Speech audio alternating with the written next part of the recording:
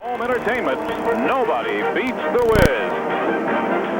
And play an instant scratch-off game today.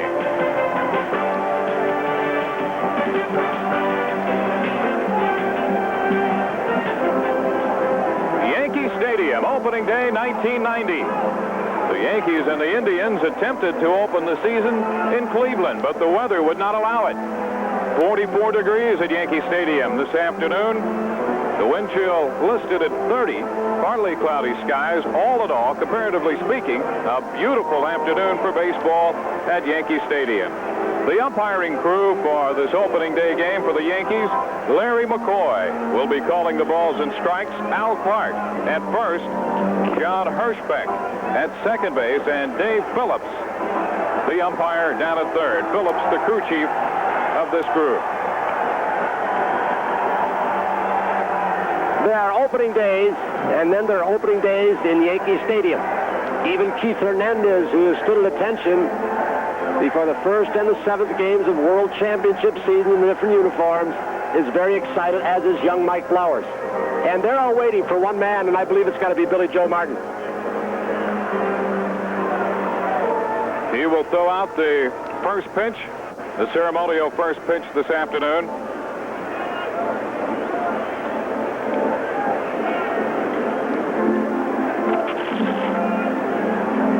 Billy Joe, at one time, an outstanding young athlete, Dave Vincent, just above the dugout with the glasses and the red sweater, keeping warm. Looks like Mayor Dinkins in the Yankee jacket. It was an opening day with Mr. Vincent in Shea Stadium. But Billy Joe was the apple of his father's eye. An excellent soccer player till he tore his knee up. This will be an emotional moment for him, too.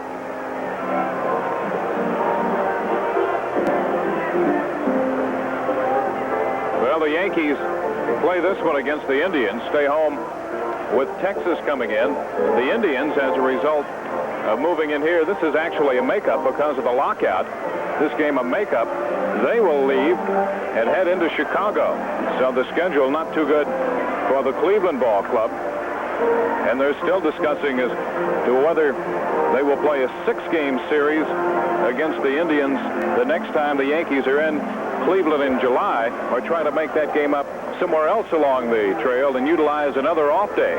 Already there are a number of clubs who have lost all of their off days at home because of the rescheduling, because of the makeup games of the lockout. Sometimes they lose a home date because of an exhibition or so. Boy, it is an emotional moment, isn't it? Well, when Billy died, I'm sure he, like many people around the country, were enjoying their Christmas, their holiday season. Mike Ferraro, who was a very close friend to Billy Martin, standing next to Billy Joe. The man most crushed, and I thought of first, when I'd heard about it, of course, Whitey Ford was like a brother to Billy, but Mickey Mantle. I mean, they all but grew together and grew so close and did so many things together. And how about Mick, reminiscing the other day, or down at the restaurant with us, telling really humorous Billy Martin stories, like in Boston. Stay at a place called the Kenmore Hotel, and used to sneak out the back entrance through an alley to go to the ballpark. And one day after curfew, Casey Stengel was in the lobby waiting for those who might have broken the curfew, and Billy sneaked through the back window on Mickey's back. He hoisted him up, tried to open the back door. Whitey went up next because Mickey was the strongest, and the next thing you know, Billy came to the door, couldn't get it open from the inside. It was bolted. They went back to the window and said, "See you tomorrow, Mick." And Mick had to face Casey for about a $150 fine. And, of course, the emotions ran the entire spectrum. No more emotional moment, I guess, for Billy than when he was traded from the New York Yankees. Sat with Mickey just a couple of days ago, watching a roast, the unedited version. Hal with Whitey there, and Mickey and Alan King and many other celebrities. Frank Sinatra, Sammy Davis Jr. sent tapes for Billy. A roast for Billy. Here comes Billy Joe.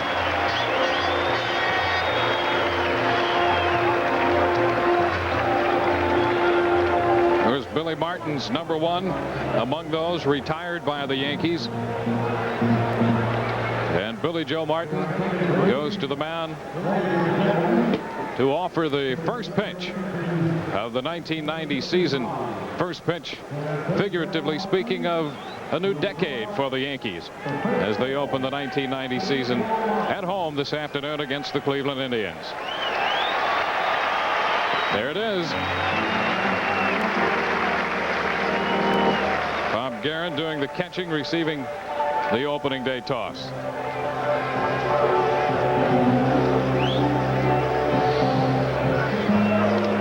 Well, Dave LaPoint gets the pitching nod for Bucky Dent and Billy Connors this afternoon. LaPoint, a year ago, 6-9, had worked out on the shoulder over the winter, came to camp this spring. There were a lot of people who wondered if LaPoint would even make this staff, and here he is. It turns out to be an opening day assignment for him. He came back much quicker than anybody thought, as you said. We know about his great palm ball. Will his shoulder be strong enough to get the fastballs inside to control that inner half of the plate against all these right-handed hitters McNamara has? So let's go to the lineups against Dave LaPoint. Miller's Genuine Draft, what's on tap? We'll find Mitch Webster leading off. Webster in center. Jerry Brown at second with Candy Maldonado batting third, playing left. Corey Snyder in right field, the cleanup hitter. Keith Hernandez at first base. The designated hitter is Chris James. Jacoby will hit seventh and play third. Alomar, Sandy Alomar Jr., the catcher, and Rafael Santana, the shortstop. The defensive setup for the Yankees behind the left-hander LaPoint. Round the infield, Blowers at third, Espinosa the shortstop, Sachs at second, Mattingly at first, and in the outfield, Hall left, Kelly center with Barfield in right. Guerin gets the catching assignment this afternoon with LaPoint on the mound. Spring and the fall of the year, left field here in Yankee Stadium can be awfully tough with the sun. I'm sure Mal Hall is hoping the clouds stay around. We are all set to play ball. Mitch Webster, who was in the starting lineup in that leadoff spot last night in Cleveland, will bat right-handed here against the lefty LaPoint. And the season underway. Low and outside for a ball. A pleasant 44 degrees at first pitch. Webster coming over from the Chicago Cubs.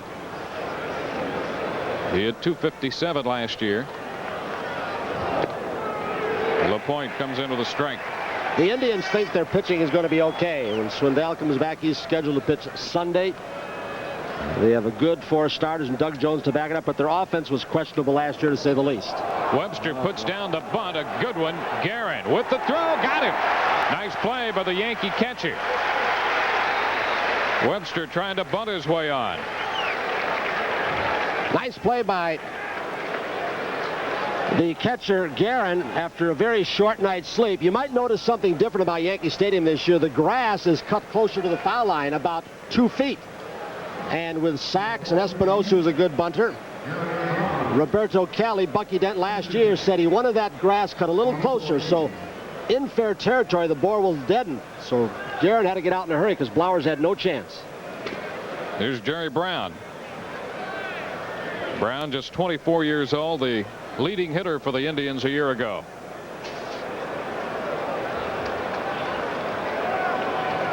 The helium-filled balloons didn't go skyward. Some have settled on the field. That's what the delays are at this point. The hitter is hoping that somewhere along the line that might be a good omen, and the pitchers, of course, thinking otherwise. Brown looks at a strike. That's the pitch that LaPoint has to establish. In spite of the fact that his palm ball is his best pitch, he's got to show these right-handed hitters he can throw fastballs with some zip so they can't just sit on the change. The ball high, and the count is 1-1. This is actually the second time LaPoint has received an opening day assignment. He opened the '84 season while a member of the St. Louis Cardinals. 2 balls and a strike. Matter of fact, he opened their season at home for their home opener and opened the season overall on the road. It's a 3-ball, 1-strike count. His record, just for the sake of information, 1-0 with a no decision in those opening day assignments. LaPoint and Guerin, the catcher, both begging for that last call from Larry McCoy. They're really begging for this next pitch. Get it, McCoy to widen that strike zone a little bit. And they get it a full count. Candy Maldonado will be next. McCoy been in the American League since 1971.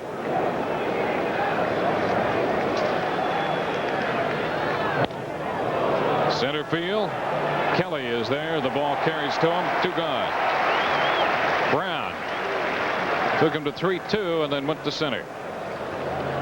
If there's one figure in their number, batting average, home runs, lack of stolen bases, is indicative of how bad the Cleveland Indians offense was last year. And I find this extraordinary. I didn't believe it. I looked it up when McNamara told me. 41 times last season. 41 they scored 1 or less runs. I mean, that is atrocious. And here's one of the fellas they're hoping will help turn that around. Candy Maldonado. Maldonado struggled last year in San Francisco. Foul ball, strike 1. Dave LaPoint, one pitcher, and there aren't a whole lot who can throw that changeup. 3-4 consecutive pitchers. Doug Jones, the outstanding reliever from the Indians, can do that also. You look for it, and you're still out in front. 1 ball, 1 strike. The number you mentioned, Tony, about the Cleveland offense, when you stop and think that Carter is no longer on this club. 1 ball, 2 strikes. Pete O'Brien, Joe Carter. That's some pretty good run production off a club that struggled anyway. So there's even more pressure on people like Maldonado, Corey Snyder to rebound, and Hernandez coming over as the veteran first baseman, spending his first year with the Indians. Don't forget Sandy Alomar Jr., just over 20 years of age. He not only is an outstanding looking young catcher, that tandem of catchers they had last year for the Indians drove in less than 40 runs. He's got a chance to drive an 80. The 2-2, a tapper foul. So the count holds right there. LaPoint says he wasn't necessarily nervous about getting the opening day assignment. He said he was more nervous the first time out this spring. He said that was the big one for him. And as Mal Hall said, he's got to be elated the same way. John McNamara, who's been around Oakland, Boston, Cincinnati, California. He said his most unpleasant experience was up in Boston. He said it changed my personality. He said I couldn't handle a couple of writers up there. Nobody on, 2 outs. Top of the first. LaPoint goes to 3-2 on Maldonado.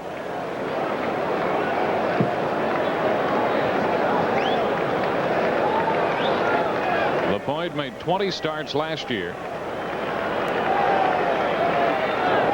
And he got him. He speeds. Maldonado out on strikes. 3 up, 3 down. Go the Indians. And we'll go into the bottom of the first. No score.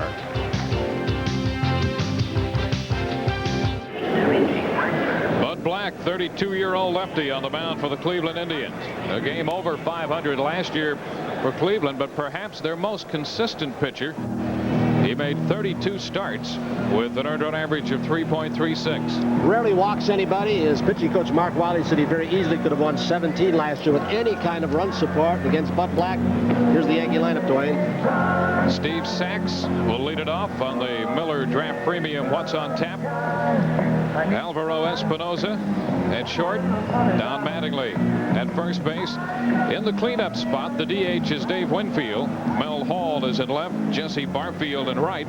The center fielder Roberto Kelly. Bob Guerin doing the catching. And Mike Blowers at third. Defensively for the Indians, Jacoby at third, Santana at short, Brown at second, Hernandez at first. In the outfield, Maldonado left, Webster in center with Corey Snyder, the right fielder, Sandy Alomar Jr., the catcher for Bud Black. There are 2 arms in this defense that it does not look like you should challenge very often. The man in the right field, Snyder, and we saw yesterday that man behind the plate, Sandy Alomar. He caught Steve Sachs trying to run last night in Cleveland. A situation where Sachs thought he might have been in there. The throw beat him there, but he thought perhaps he had gotten in there anyway. So here's Sachs to open it for the Yankees, and the pitch is a strike. Bud Black, just an average fastball, 84, 85 miles an hour. 3 kinds of breaking balls, what they call a cutter, and sailing to the right handers, very effective pitch, a true slider, and a curveball, also a straight change. He got in on Sachs. That was the cutter, a little sailor. Worked on that, Dewayne, excuse me, with Charlie Leibrandt when they were at Kansas City together. One gone. Black has had some problems with the Yankees. He is 3-11 lifetime against New York. Here's Espinosa. Espinosa, 282 last year. Got a chance and made the most of it. 28 years old.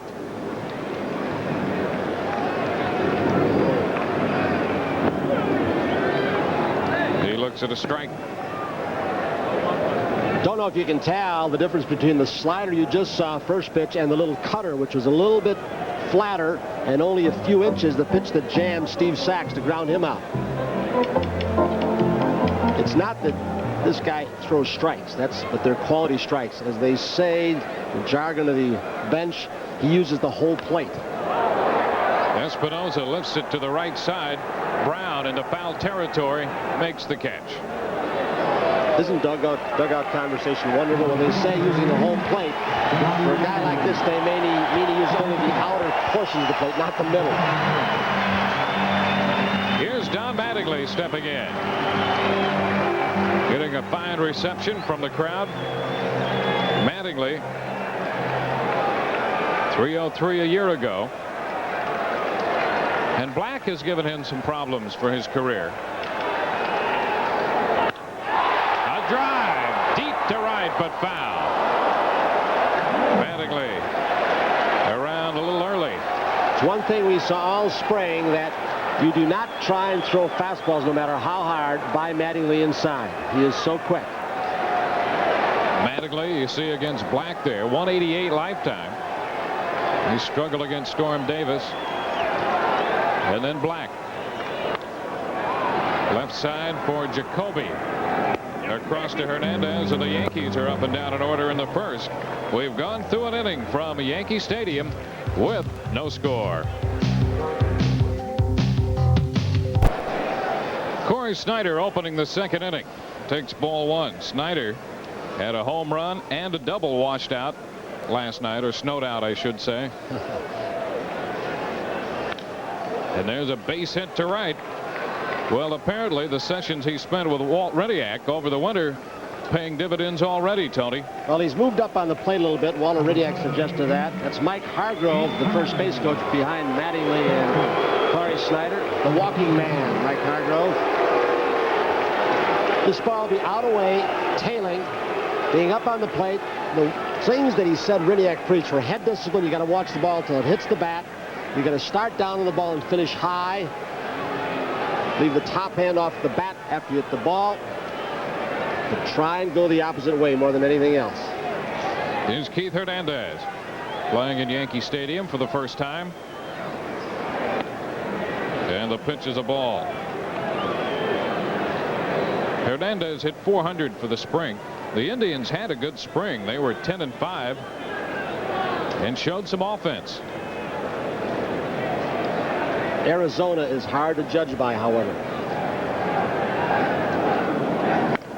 Ground ball, Mattingly knocks it down. Still will go to second. Out there and back to first. Not in time. The ball skipping by, but it's backed up by Garrett.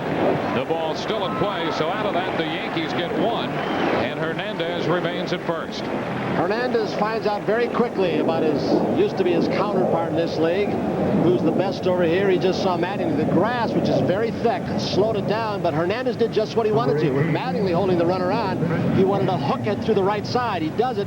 Outside pitch. Mattingly with the composure to still get the lead runner. That's a tough play for a shortstop. The 3-6-3 is tough on the first baseman, but the 3-6-1 is tougher on the shortstop because you're hitting that moving target, the pitcher coming over. And on that play, 90% of the first baseman in the game will forget about the lead man at second and take the easy one at first. Here's Chris James, the designated hitter. Now Mattingly at first base is going to play behind Keith Hernandez, with James the DH hitting. A ball, no strikes. James hit .341. He's another Indian playing in Yankee Stadium for the first time.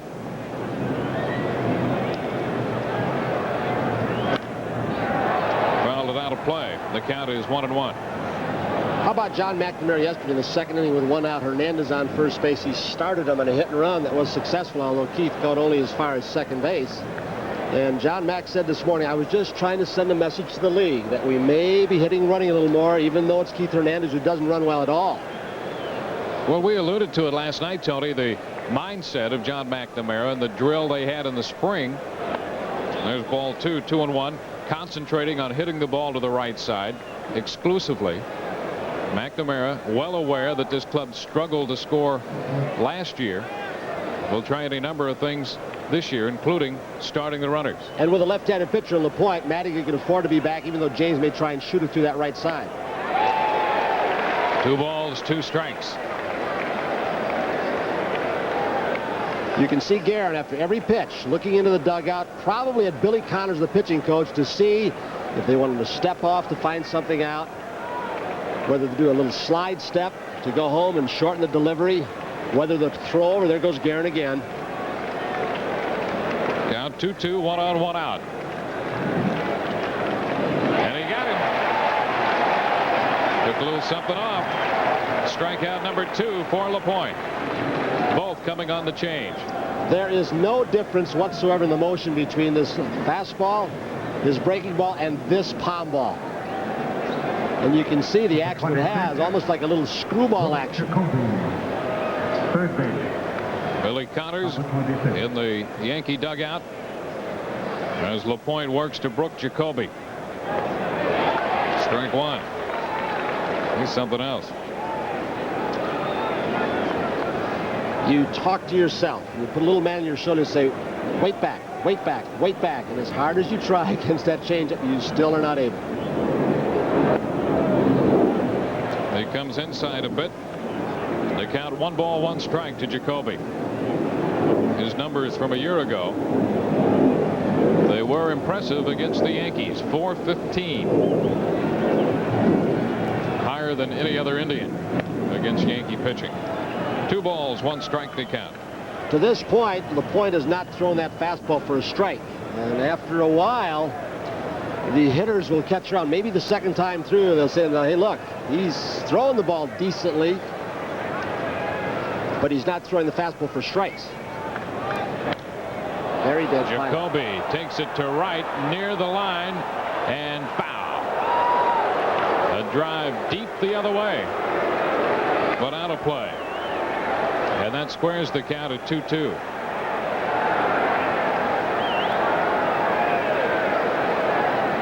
An area of the ballpark that used to be just 296, and Yogi Berra, the Hall of Famer, wrapped him around that pole time after time. Roger Maris could hit those right field seats. Mickey wasn't that much of a pull hitter from the left side. He'd hit the ball a long ways to right and left center field.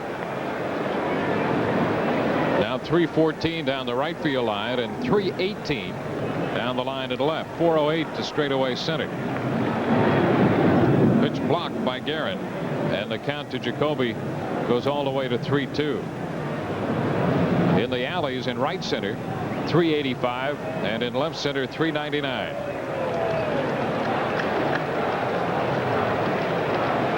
Well, Mike Ferraro and Joe Sparks have been moving the defense. Now 3 and 2 outs to the runner go, and you move your outfielders back a little farther so that a man can't score on the move and a long single. The 3-2, got him looking. Jacoby called out on strikes. No runs, a hit, 1 left. We'll go into the bottom of the second from Yankee Stadium. Indians and the Yankees scoreless. There's more New York Rangers hockey action following Rangers game night. The Rangers battle the Islanders in Game 5 of the Patrick Division Semis. That's Rangers playoff action Friday at 8 here on MSG Network. Joe Sparks, Bucky Dent's manager for several years in the minor leagues down at third base. Spent last season at Montreal. And Mike Ferraro down at first. We're going into the bottom of the second, and Dave Winfield gets a nice hand as he steps in to open it for the Yankees. Winfield, Hall, and Barfield against Black in the bottom of inning 2. Did you get the feeling that Winfield in the opener yesterday in the snow turned it up just a notch over spring training? Hit the ball hard twice, including a base hit to drive in a run in the 4th inning. And the first pitch foul out of play.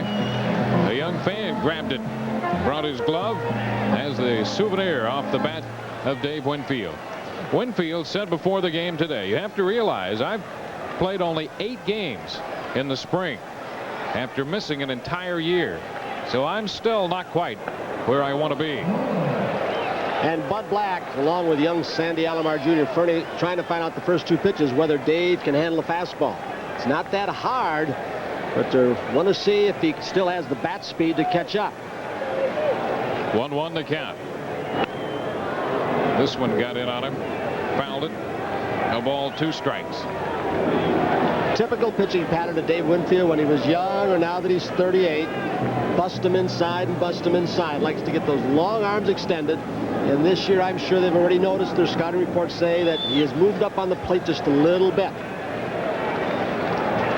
He's behind in the count.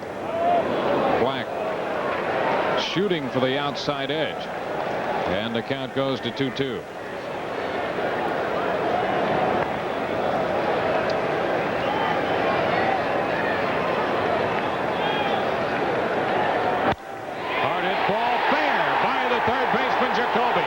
Winfield around first, on his way to second, and the throw will not be in time. A stand-up double for Dave Winfield. Winfield showing signs last night in Cleveland. Doubles his first time up this afternoon at Yankee Stadium, and there's the first hit of the year for the Yankees. He threw a slider this time after throwing the cut fastballs. He just muscles the ball right on by Jacoby. The ball got in on him. The hands were tied up, but he is so strong. He still showed you that long loping stride that covers some grounds going from home plate to second also. Here's Mel Hall. Hall fouls this one out of play. If there's a better base runner in this league in his prime than Dave Winfield, you'd have to go to Paul Molitor or Robin Yount, maybe a few others. Ricky Henderson, of course, a great base stealer, but I always thought that Winfield's a better base runner. Well, a 2-base hit for Winfield. Yankees are hoping that that bodes well for this year. Little mess up of communication right there. Shortstop Santana was breaking behind Winfield for a pickoff move. Bud Black didn't see it. The count goes to 1-1. First hit for Winfield since September of '88 on the 24th of September. He thought he had it last night. There's a liner into center. That ball will fall in front of Webster for a base hit. And Winfield turns, falls, and remains at third. And unlike Barfield yesterday on the soggy turf, Winfield ran hard all the way around third base until he got the stop sign from Joe Sparks. So the Yankees with men at first and third and nobody out in the second inning. Mel Hall saying it doesn't make any difference if there's a left-hander or a right-hander out there. He had a good pitch. Bud Black knew he was trying to pull the ball to the right side to get Winfield to third, so he threw him this looked like a cut fastball down in a way that he just served the center field. Here's Jesse Barfield. Barfield pops it up. He was jammed, and Brown goes out to grab it. That's the first out.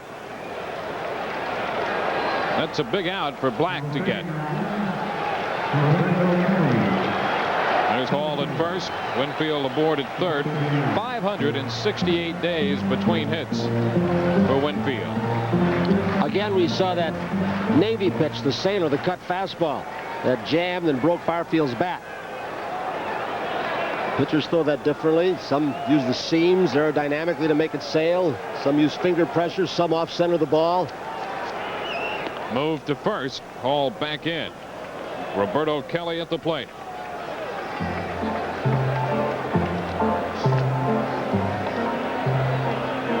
Dave LaPoint and Bud Black matched up in this one.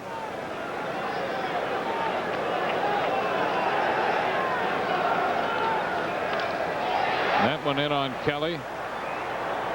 It's foul down the right side. You call an attempt at situational hitting, the phrase that the late Charlie Lau coined. Try and shoot it to the right side.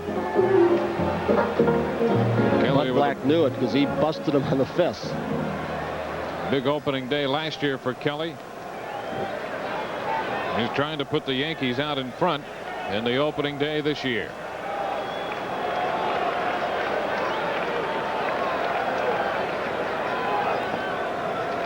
Black stays in. Looking at the left side of the defense for the Cleveland Indians, Santana is shortened up quite a bit at his position at shortstop because he knows anything hit there with Kelly running, it'll be bang bang, and if it's not hit hard, he may come home to try and get Winfield if it's hit to him, of course. Black just nips the corner on the outer edge. A ball, 2 strikes. Winfield down in third sees the defensive alignment. He knows any ground ball, he's going to come on and try and get in the rundown.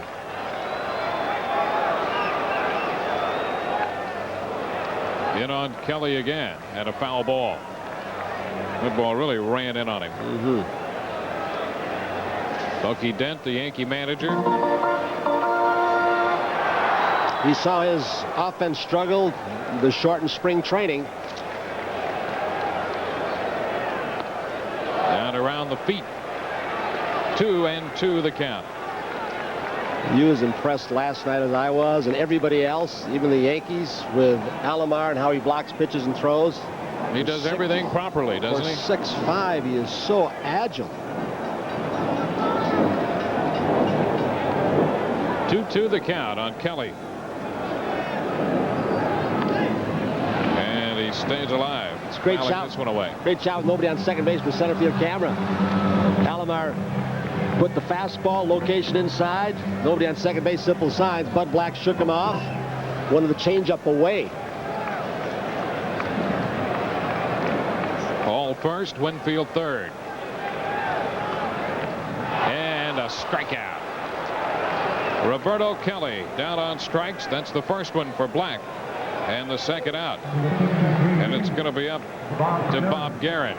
So far, he has thrown very few pitches down the middle of the plate. Change up low and away, sent him up with, then he rides a fastball.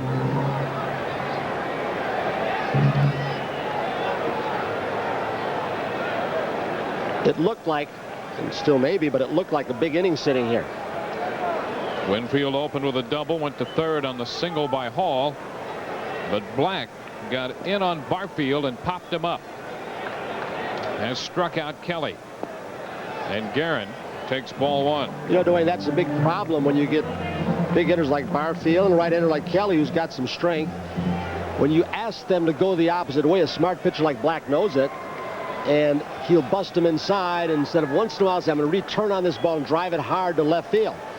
You start jamming yourself by trying to hit the ball the opposite way too much. And we saw that all spring, and that's a philosophy that I'm not in accord with thus far with the Yankees' offensive techniques. Strike on the outside corner to run the count to a ball and a strike.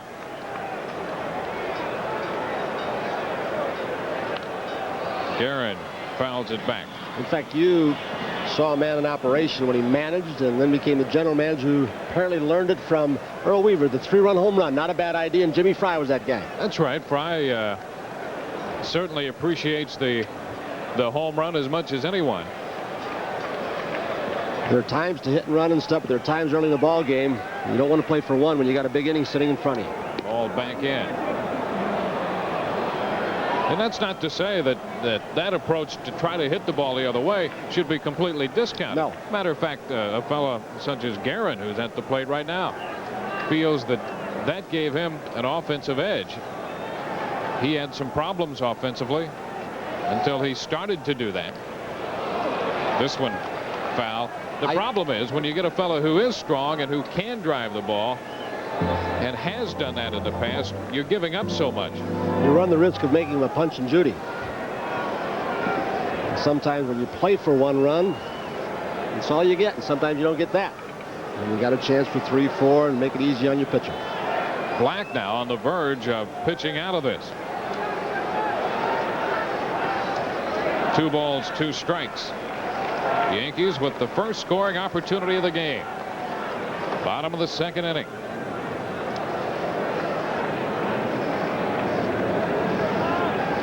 Nothing else. They're pushing Bud Black awfully hard this inning. Not many innings pitched in spring training. The 2-2 as Black steps off first. Black threw 222 and a third innings last year. Had a good hits allowed to innings pitched ratio. Good control. Guerin stays alive. The off-speed pitch had him out in front. Remember in 86 and 87 when Black was in Kansas City, he was a reliever. He was pitching about 120 innings a year each of those 2 years. And the arm strength to start wasn't there. Then last year he pitched about 81, had a little bit of arm problem, or 2 years ago. And then last year they got him back in the starting rotation. When his arm got strengthened to become a starter again. Guerin fights this one off, fouling it. Holding the count at 2-2.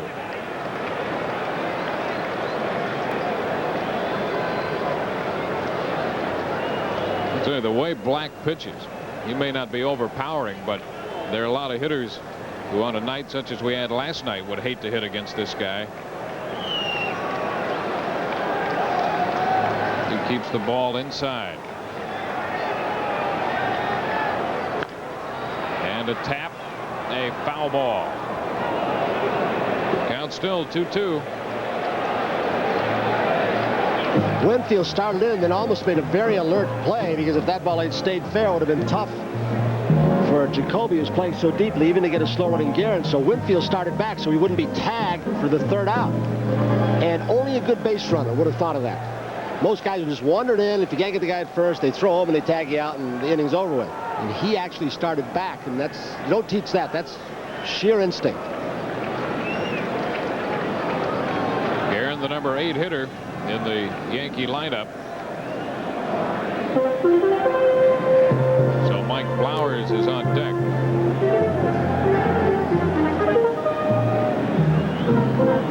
Was Bud Black asking Jerry Brown, the second baseman, to change his defensive positioning? Maybe play a little more up the middle?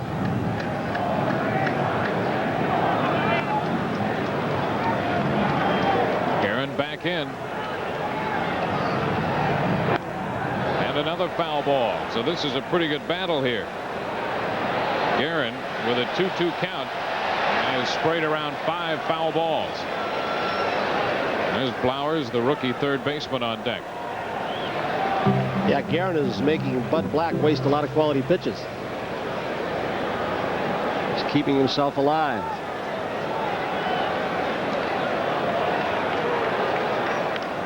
And another foul ball.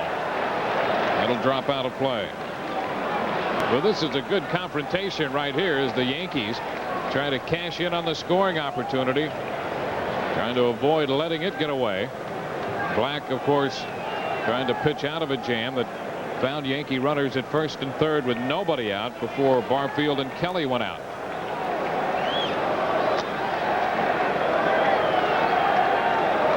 It's Black and Guerin. And a base hit into center. Yankees lead. Winfield scores as Guerin wins that battle. Boy, he has to feel good about that. That was a terrific at-bat. It was outstanding pitching by Bud Black, and then he let one drift a little bit over the plate. Guerin fouled off I don't know how many good pitches. Up and in, out of the strike zone, down and away, a couple of good change-ups. And here's the RBI single. That's about the first pitch that he has thrown, or one of the first, that was down the middle of the plate. It was up, but it was down the middle and not on either board of the plate. Hall stopped at second as Guerin has singled home Winfield. So the Yankees have the first run of the ball game. And here's Mike Flowers.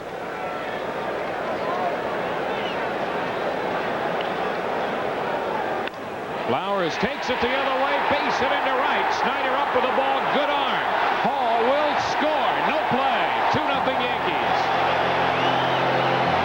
Hall scores from second. On the base hit into right. Flowers driving in the run. Guerin stopping at second. So the Yankees do take advantage of this scoring opportunity thanks to Guerin and Flowers. A breaking ball that stayed on the, not on the inside half. I think he wanted to throw it down and in and force him to pull the ball. And you can see the thick grass did not allow Corey Starter with that great throwing arm to even have a play. So 2 big 2-out base hits for the Yankees. So we go back to the top of the batting order. Steve Sachs.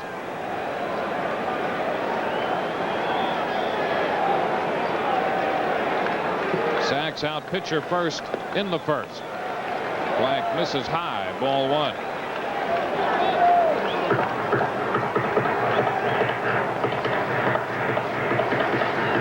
They were talking before the ball game. The second man in this game, they didn't think it'd be this early. It'd be Rod Nichols, right-handed.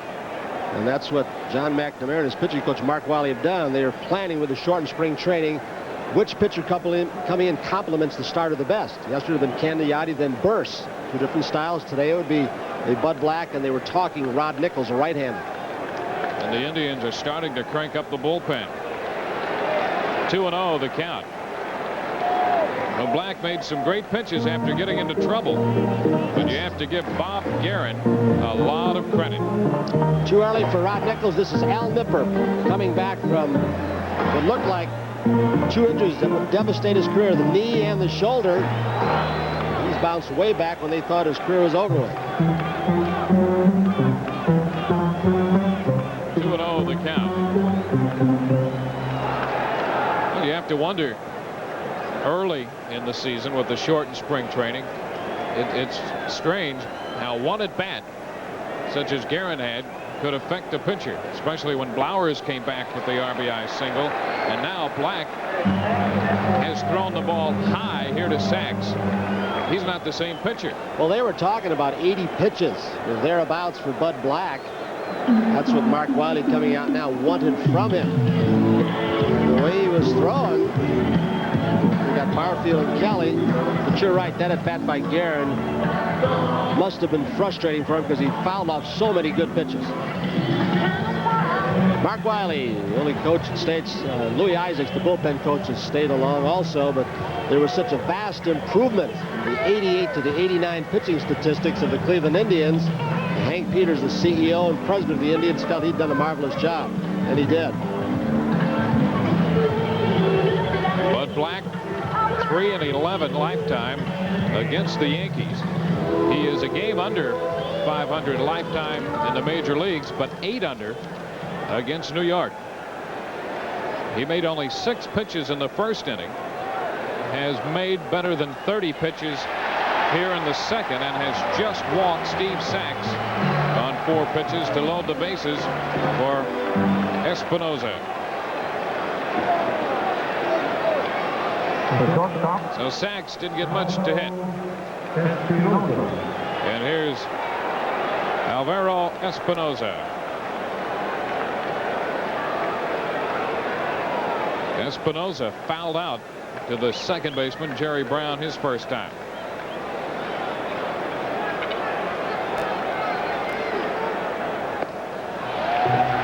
The pitch up again, ball 1. I'm sure Mark Wiley and John McNamara would like to see him leave this ballgame on a positive note, get at least 1 hitter before they remove him after he started off throwing so well.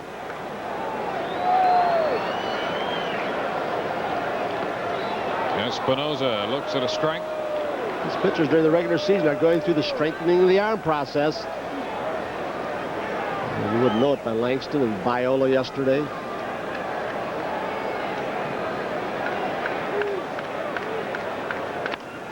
Ground ball for Brown. He'll take the force at second, and the Yankees are out in the second. But they pick up 2 as Dave Winfield scores the first of those 2 runs in the second at the end of 2. Yankees 2, Indians nothing.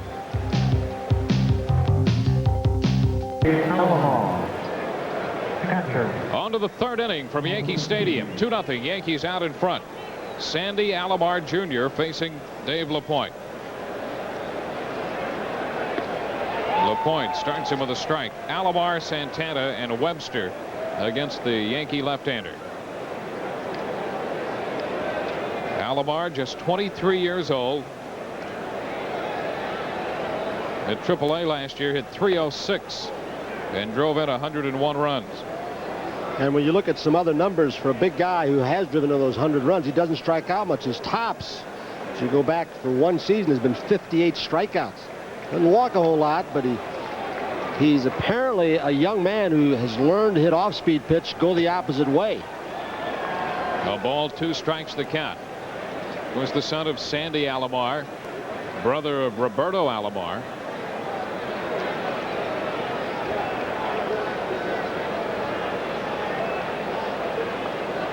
The count goes to 2-2. And of those 2 brothers, Sandy developed his interest in baseball a little later than Roberto. Sandy liked to surf, and he liked dirt biking and all sorts of other activities. Finally came around to baseball. A base hit, that pitch up, and Alomar sent it right back through the middle. Of course, his pop's 15 years in the major leagues as a player. Last 5 years with the Padres. Roberto and Sandy Jr. crossed paths quite a bit in the minor leagues. They played 10 different times together in professional baseball. Number 2, Rafael. So Alomar singles to open the third. Shortstop. Here's the shortstop, Rafael Santana. I'd like to be Alomar's agent. Oh, boy. It's akin to sitting back and clipping coupons. Stay healthy, pal. You'll be something. Ball 1. Rich Dower going through the signs at third. Of course, Hank Peters was an executive with the Baltimore Orioles and loved the style of play of Rich Dower as a second baseman.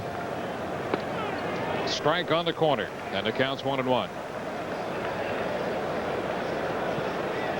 Earl Weaver didn't like to hit and run very much, but he would let Rich Dower do it almost at will, let him call it himself with such bat control. 1-1 the count. Strike 2. 30-year-old Dave LaPoint.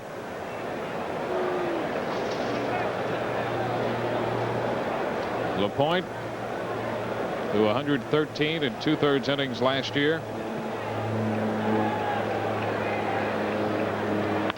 Ground ball, Sachs. Second base 1, first base 2. Sachs, Espinosa to Mattingly. 4-6-3 on the double play. Those 2 guys, Espinosa and Sachs, were ready to do that about a month and a half ago as they worked out daily during the lockout at Bucky Dent's baseball camp. Stays down on the ball, looks it right into the glove, shows it to his shortstop, low bridge him. That's what he does. So that takes care of the base runner. 2 gone.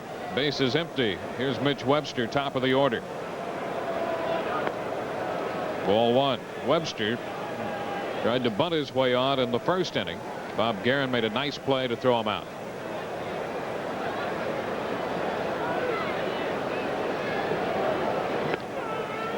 Strike 1-1. Mitch Webster, as a young man, played baseball for a former Yankee who became very famous around here. His name is Ralph Terry, who was his Little League coach back in Larned, Kansas. And LaPoint pops him up for Mattingly. That takes care of the Indians in the third. No runs, a hit, nobody left. Bottom of the third coming. The Yankees 2 and the Indians nothing. Baseball is brought to you by GE. From plastics to financial services, we bring good things to life. With Tony Kubek, Dewayne stats from Yankee Stadium this afternoon. Bottom of the third. Don Mattingly will open it with the Yankees out in front 2-0. Mattingly takes a strike from Bud Black. Mattingly out third to first in the first inning.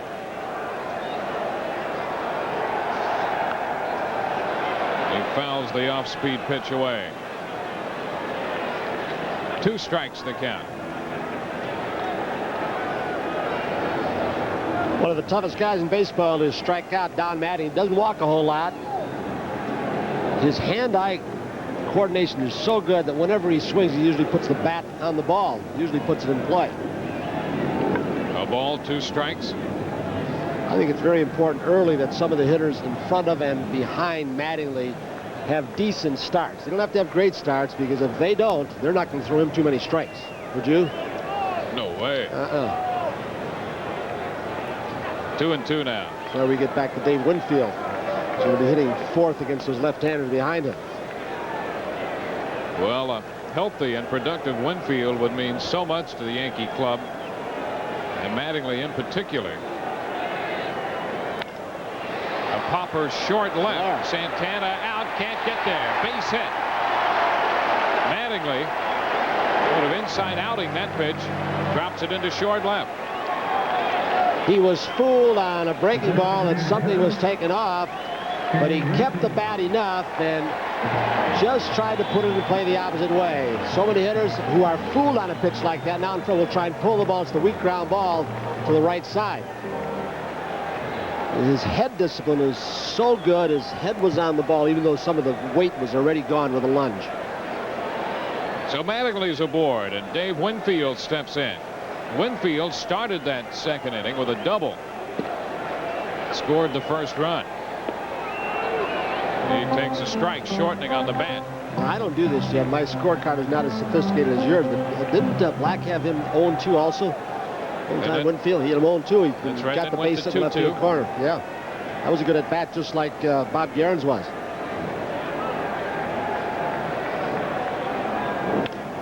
Winfield pops this one into short center. Santana out, Webster in. That ball might fall. A collision out there.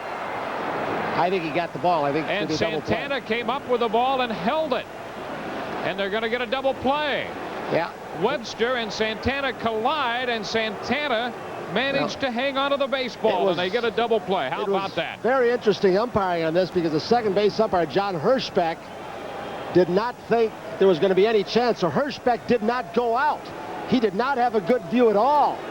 He stayed for a play at second, and Davey Phillips from third base hustled out in the short center field. So the umpire's rotation was not very good on that. Wow, he got kneed right in the face, Miss Webster. Hirschbeck, for some reason, didn't go out. He thought the ball was going to fall, and there might be a force-out play at second base, and Davey Phillips picked him up and ran out to short center field from third. And here's Mel Hall taking ball 1. 6-3 on the double play, and as a base runner, you're helpless. Yeah, nothing you can do. He was blocked off by Santana, who was tumbling over Webster. Hall down that right field line, but it's foul. The count is 1 ball, 1 strike. Hall at .355 this spring. Almost overshadows the great catch that Webster made. He broke back and then came in the spacious center field.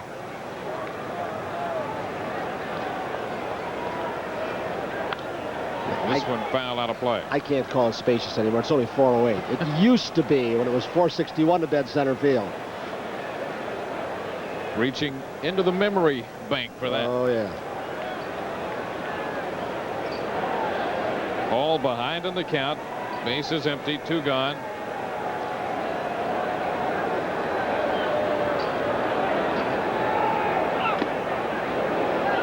Black misses. That's a rich memory bank, too, by the way. Oh, boy. Those monuments used to be right out there in the playing field. Bud Black would like to have an umpire who would give him a couple of inches of that outside and inside corner. Ground ball for Brown. And that takes care of the Yankees. Brown to Hernandez. No runs, a hit. Nobody left. We're through 3. Al Trautwig will be along in a moment. Yankees out in front, 2-0.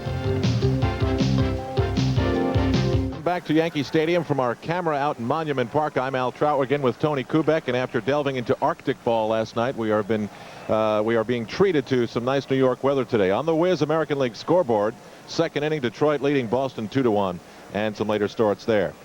Jerry Brown, second baseman, flied out to center field. Roberto Kelly snared it to record the second out of the first inning. As we move to the top of the fourth, Yankees leading 2-0 on 5 hits.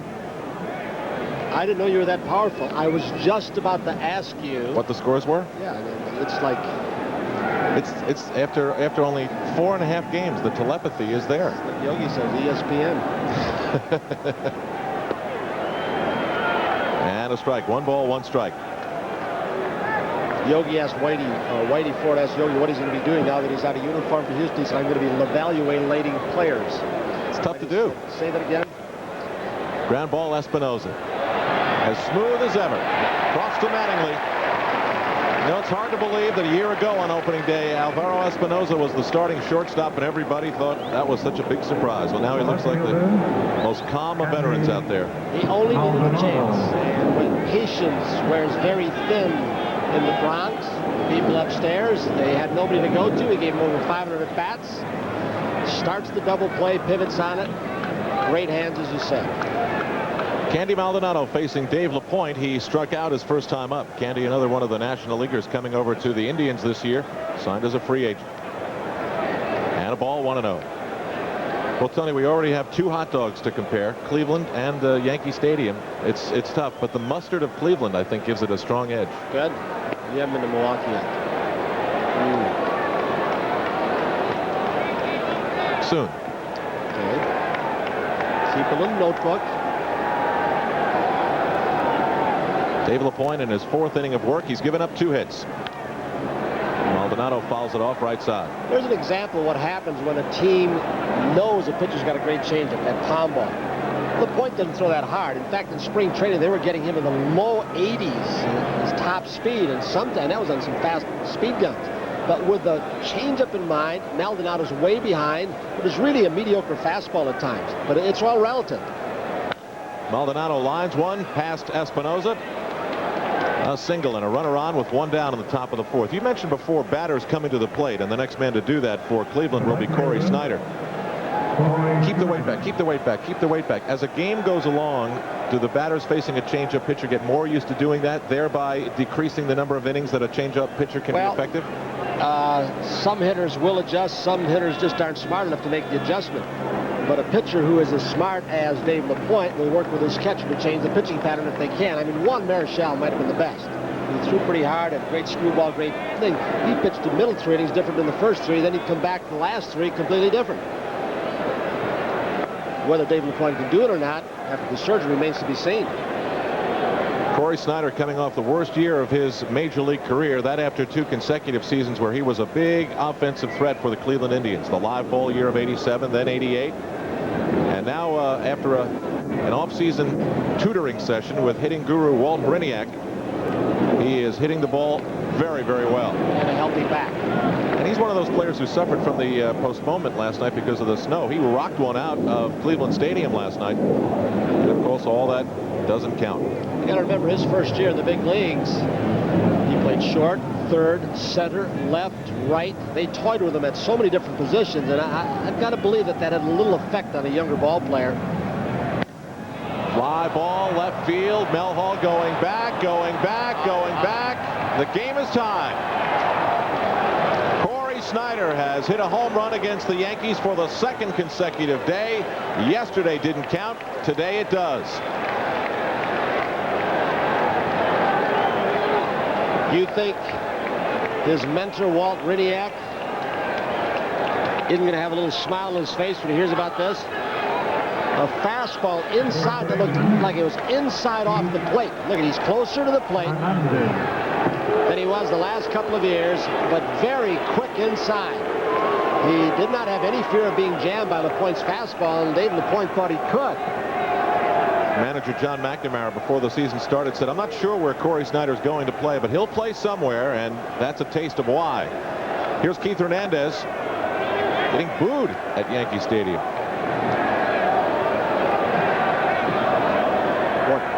That swing of Snyder's, if he keeps it all year, it's so much quicker. 0-2 to Hernandez. That's always the secret of it. When they readjust to his new hitting style, will he readjust to the way they're going to pitch him? And it's constant.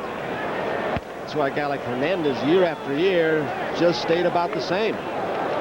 They change on him, he'd change and adjust to it. You can bet with Hernandez at bat, Don Mattingly's mind is a flutter at the thought of a ball that most likely will come his way. Not this time. Mel Hall in, Espinosa out. It is Mel Hall battling the Bronx sunshine, and there are 2 away in the top of the 4th. He's worked very hard on his defense. They talked about making an adjustment hitting against left-handed pitching when Pat Corrales tried that with him, and he wasn't successful for almost the whole season. But he's worked very hard defensively. Chris James. Chris James, the batter. He was part of the Sandy Alomar Jr. deal, coming over again from the National League for Joe Carter, who hit or knocked in 1 out of every 6 runs that Cleveland scored a year ago. We mentioned this yesterday. That was a weak spot, the DH spot in the lineup for the Cleveland Indians. And I guess people miss the old A to Z, 21 DHs, Aguayo to Zabella. Imagine sharing that with me 2 days in a row. Really, it's within less than 24 hours I've shared. That's right. That's how good I thought it was. We've actually shared too much in the last 24 hours, haven't we? No balls, 2 strikes, 2 out. Dave LaPoint trying to get out of the 4th, having given up a game-tying home run to Corey Snyder. 1-2. The plane landed at LaGuardia Airport last night. The thought of taking off in that snowstorm was not one of the more pleasant thoughts I've had of 1990. Most of the Yankee players, I'm sure, got home around 3 in the morning. But then in your era, Tony, guys came in at 3 o'clock in the morning all the time. We ate a lot of late dinners. Uh-huh. Do you think these guys are saints? I didn't say that. And that'll bring the top of the 4th to a close. But Dave LaPoint serves up 1 pitch, and it was a beauty that Corey Snyder enjoyed watching sail over the left field wall. We're tied. Opening day for the New York Yankees and Cleveland Indians, the last 2 teams to play their first game in the 1990 season. Jesse Barfield leads it off in the bottom of the 4th, tied at 2. Line shot center field, way back is Mitch Webster, and he hauls it in. Right near the end of spring training, Jesse Barfield appeared to be getting a little more aggressive with the bat. He got jammed the first time up, and he popped up to second base, but at least he's going after some pitches. And I thought instead of taking a lot, although he did take 2 knuckleballs yesterday early in the count from Candiotti, he seems to be more aggressive. And I think Champ Summers and Bucky want him to be that way, not sit there and get behind in the count. And of course, there was that coaching session with the boss, George Steinbrenner. Roberto Kelly, ground ball, Jacoby across Hernandez. And an ever so quick experience through the first 2 outs for the Yankees here in the bottom of the 4th. That is one of Mr. Steinbrenner's strong suit, coaching hitting. Didn't say that either, Tony. With Jesse's mechanics. No. What to look for in certain situations. It was an element of Mr. Barfield's springtime experience. That's all I'm saying. Nice fatherly talk. Yes. Right field line. This is Bob Guerin. Big hit his first time up. Knocked in the first Yankee run with an RBI single. And was later left stranded at second. The Yankees getting both runs on 4 hits in the second inning off Bud Black. Bud a disappointing 3-11 over the years against the Yankees. 2 outstanding bats in that inning were Winfield coming back from 0-2 count, and Guerin battling and finally getting an RBI. 2-out base hit, and then along came Blowers. 2-out base hit. Remember that at bat that Guerin had the first time up. That was of marathon variety. There were numerous foul ball souvenirs hit into the stands here at the stadium. And considering that this is a scheduled change game, there's a big crowd here at Yankee Stadium today. A lot of people not working. Now, knowing you the little that I do, Tony, I would tend to think that you shied away from all the opening day pomp and circumstance and basically were much more happy when it got to be day 2 of the season. I think a lot of guys do. At home especially, there's a little more pressure because first impressions mean so much, especially in the Bronx, where there have been times where there have been catcalls, and the old Bronx cheer noted in this area. Here? Oh, on occasion. 3 balls, 1 strike, 2 out. The Yankees trying to slow down this speedy bottom half of the 4th inning.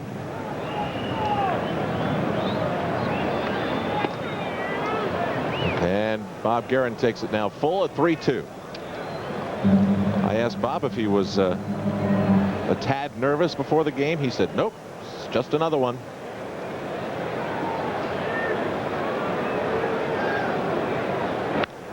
Fly ball center field. Mitch Webster takes about 5 strides back, now changes direction.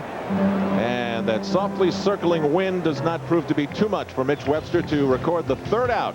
We move to the top of 5, and the Indians and Yankees are tied at 2. The commissioner of baseball, Fay Vincent, one of the many luminaries in attendance at the stadium in the Bronx today. His predecessor, the late A. Bartlett Giamatti, a Red Sox fan, and Mr. Vincent, a Yankee fan. He can no longer be an unabashed Yankee fan. True.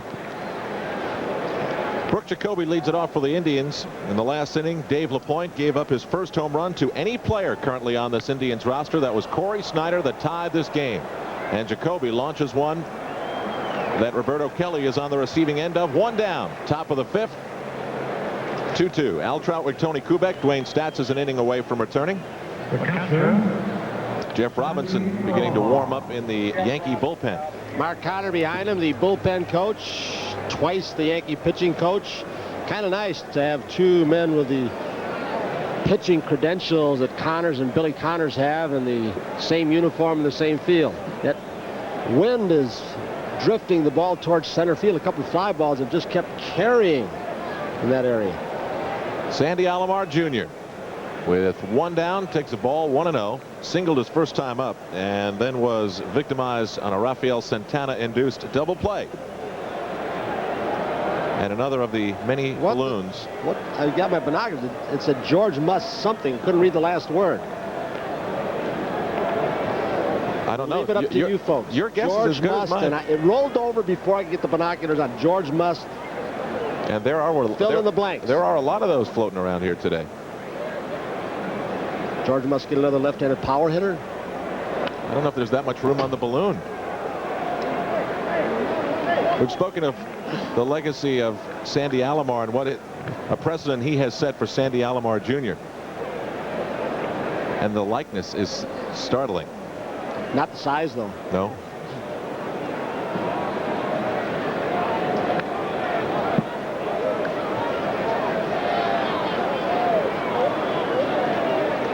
I don't dare check the trunk of your car for a helium tank. Please don't. 1 ball, 2 strikes, 1 out. Top of the 5th. Indians have 4 hits. One of them, of course, the big Corey Snyder home run.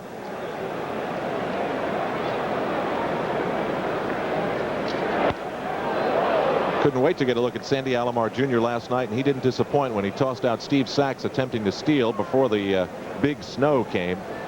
And it was a rifle down to second base that nailed Steve Sachs last night. John McNamara said after watching him all spring, he said, I got to say this is a reservation, but I got to say he's the best I've seen at blocking pitches. Espinosa to Mattingly, 2 down. Alomar Jr. is erased. I think that's a big statement for a guy like McNamara, who's seen so many good catchers. And I think he was really saying at his age, 23, and his size, to be that mobile and be able to move around and catch a knuckleball as easy as he did. There's Jose Morales, the hitting instructor, whose pops is a little ill up in Mount Vernon, wants to say hi to him and wish him the best. Stanley Latimer. That brings another ex-Met. Rafael Santana to the plate. Another product of the operating room of Dr. Frank Jobe. Rafael missed the entire season last year with elbow surgery. 1 ball, no strikes, 2 out. Top of the 5th inning. Fly ball center field. Roberto Kelly on the soft retreat. Slaps the glove and brings it down. The Indians are gone in the top of the 5th. As we continue on opening day, 1990.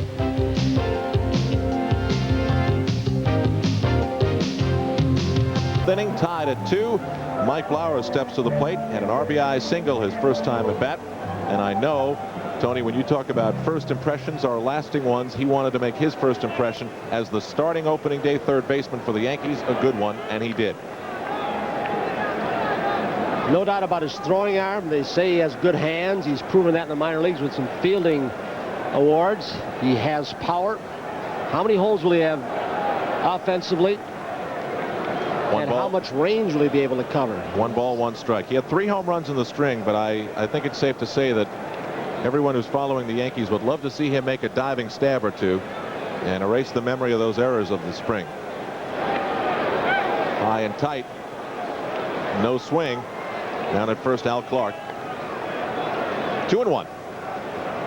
Well, Joe Sparks knew him from the Montreal organization. Bucky Dent saw a little of him in the minor leagues. What's your gut feeling? You think he can do the job? If they can get 10 or 12 home runs from him this year, he fields his position. He's going to make some errors because his throwing arm could be erratic.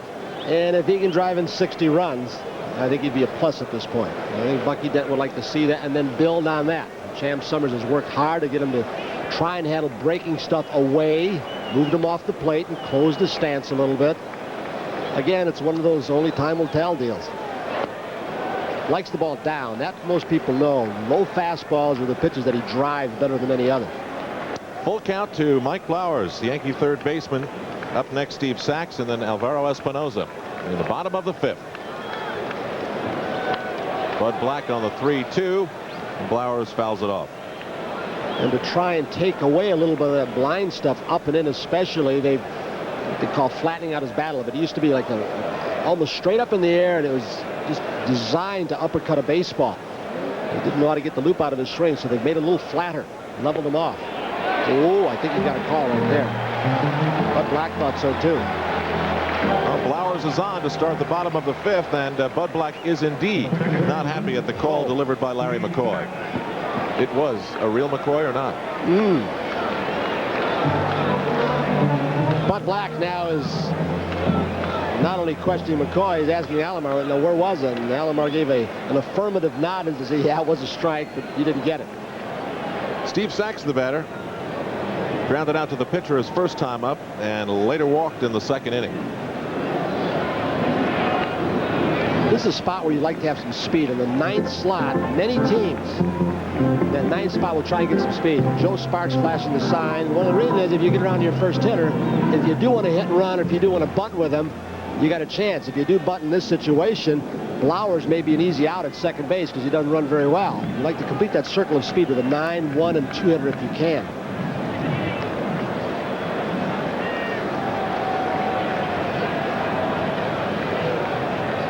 Charging at the corners will be a good time to put a switch on. Hernandez charging in. The bunt right at the third base line. Jacoby's got to go to knock out Sachs, and the bunt accomplishes the job. Mike Flowers moves to second. See, this early in the ball game in the 5th. I'm not sure that's a good play again. They're playing for 1 run. I mean, you got Espinoza up now, who's not a run producer. He hit 280, but you know, ask him to drive and run. If he doesn't, you put the burden on Mattingly, who they may pitch around. It's just. Well, either way, it didn't take long for us to see a Yankee take advantage of that grass that has been brought in toward the foul line there. Mike Flowers did exactly that. Steve Sachs did exactly that. You're talking about a guy in Sachs who, with his speed, doesn't hit a whole lot of double plays. He doesn't strike out much. He's going to put the ball in play for you. Alvaro Espinoza hit .222 in the spring. He's 0 for 2 today. Popped to second, grounded to second. And right now, Mike Flowers is at second. With 1 out, the count 0-1. Bottom of the 5th.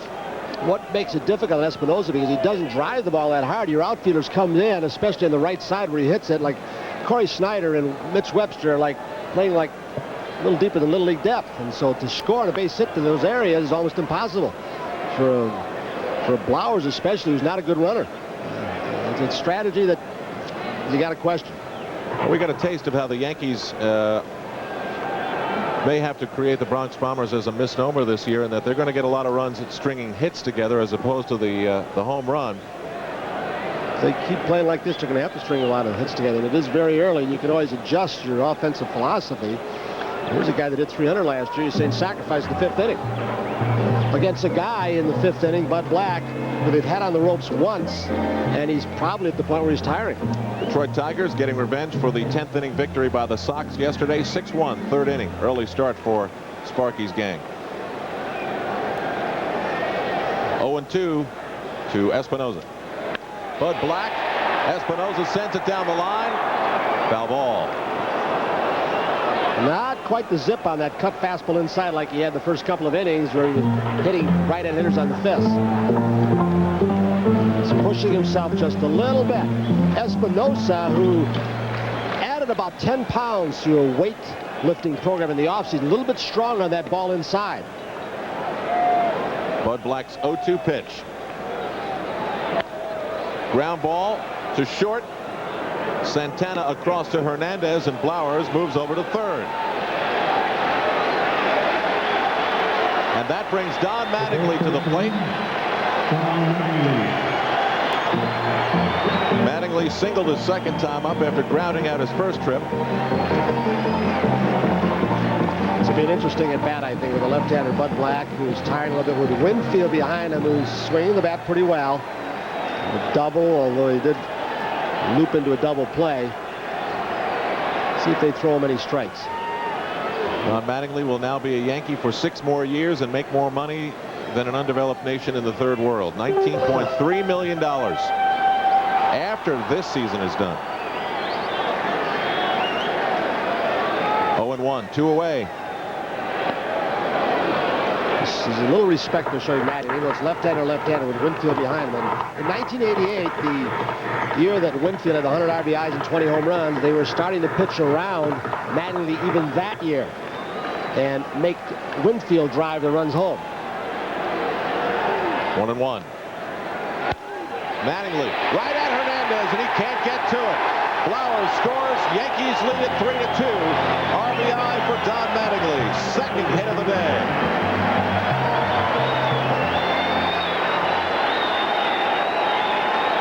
Well, I asked Dewayne this earlier when he was up. We talked about it in spring training. Would you throw this guy a strike? The man in scoring position. He gets the breaking ball up. He is obviously the edge is off, and a great hitter that Mattingly is, takes advantage of it, drives it through the right side. A little slider just stayed right upstairs. Looked as though Hernandez was just leaning the wrong way at the moment of contact and couldn't recover quick enough. That brings Dave Winfield to the plate. Dave got things started early. He removed a lot of the questions quickly with a double his first time at bat, ripping one down the line. The same spot he nailed 2 last night in the snow-out game. Strike 1. Dave was also the instigator of a rather strange double play in the 3rd inning when Jerry Brown went back and made a spectacular over-the-shoulder grab, collided with Mitch Webster, and then the double play when Mattingly was caught off too.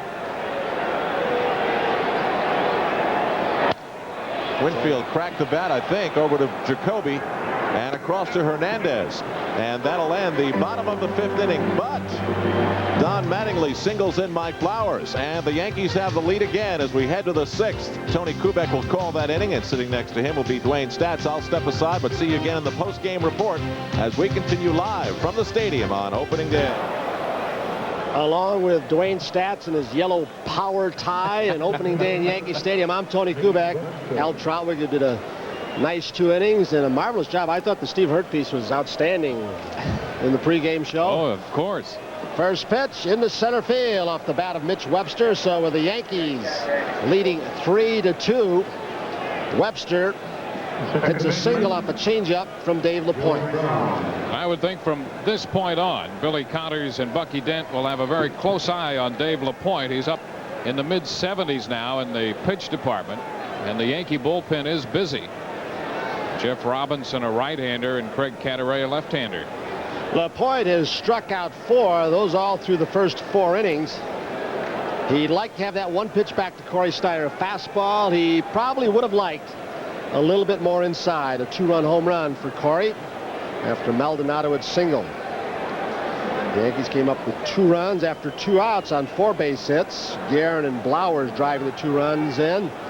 Winfield started that inning off. Out in front of the plate, LaPoint will not have a play at second base. He'll go over to Mattingly at first. So the sacrifice advances Mitch Webster to second base. Jerry Brown, no time at bat. We'll bring up Maldonado. Well, the Indians sacrificing that tying run into scoring position for the middle part of the order. Lee Guterman, the Lee left-hander, Guterman, the and left-hander. Jeff Robinson, the right-hander.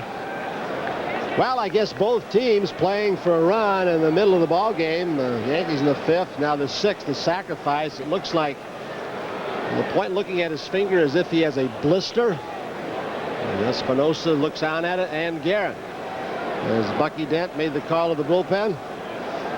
perhaps when you're going to see 3, maybe 4 pitchers in the ball game, Jeff Robinson's going to come on. He warmed up in the snow yesterday in Cleveland.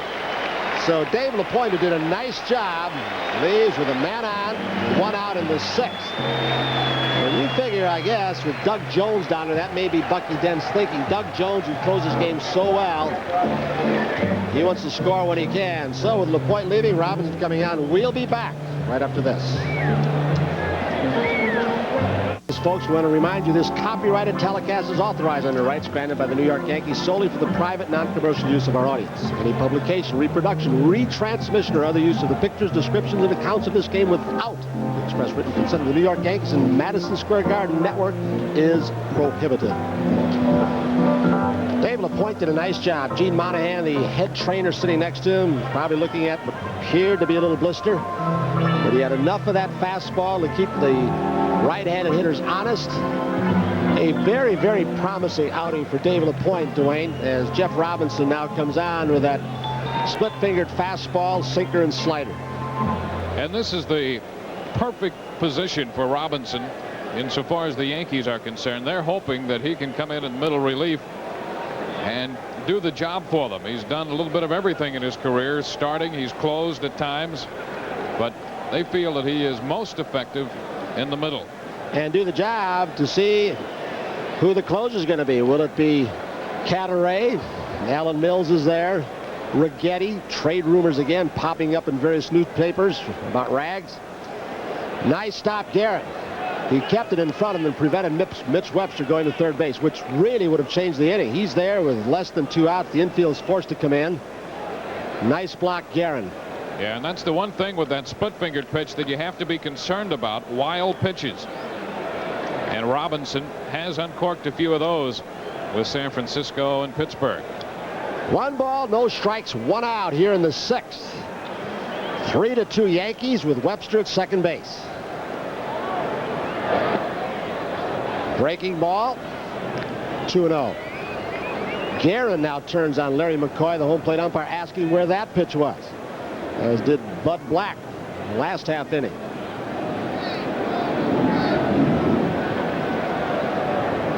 Maldonado has struck out, singled, and scored a run. Chop foul. 2 balls and a strike. And he likes the ball up. He likes to be able to extend the arms. I always get the impression when he was doing so well with the Giants a couple of years back that he would look away and even hit breaking balls to right center field. And then they started busting him inside. 2-1.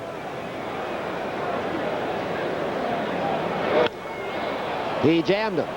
Short center field, Roberto Kelly. 2 outs. Webster retreats. It'll bring up Corey Snyder. First base is open, but Hernandez, the left-handed hitter, follows Corey Snyder. Snyder is singled and hit a 2-run home run. Crushed the ball twice yesterday in the snow in Municipal Stadium, Cleveland. That's why Guerin is out there talking to Robinson. Now Mattingly's going to come out along with Sachs. Probably just to alert him. Remember, he's coming over from the National League. They have scouting reports, but I think both veterans coming in will remind him that first base is open. And the way he's swinging the bat, you've got to be very careful in this crucial spot. That's one of the reasons why Hernandez suggested coming out of spring training he hit 5th to give some protection to Corey Snyder. Right over the top of a forkball. 1 strike with 2 down.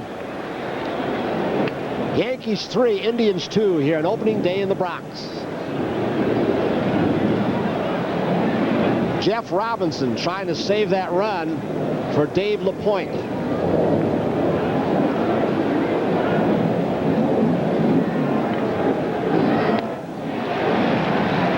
Two strikes to Corey Snyder, which gives Jeff Robinson room to work. And he's kept that ball down.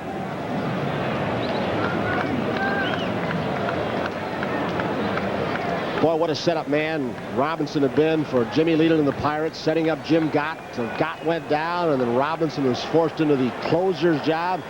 Webster at second. Forkball dug out of the dirt. 1 ball, 2 strikes. Snyder in the past had some problems with off-speed stuff, breaking stuff, but with this new approach, he might be a completely different hitter.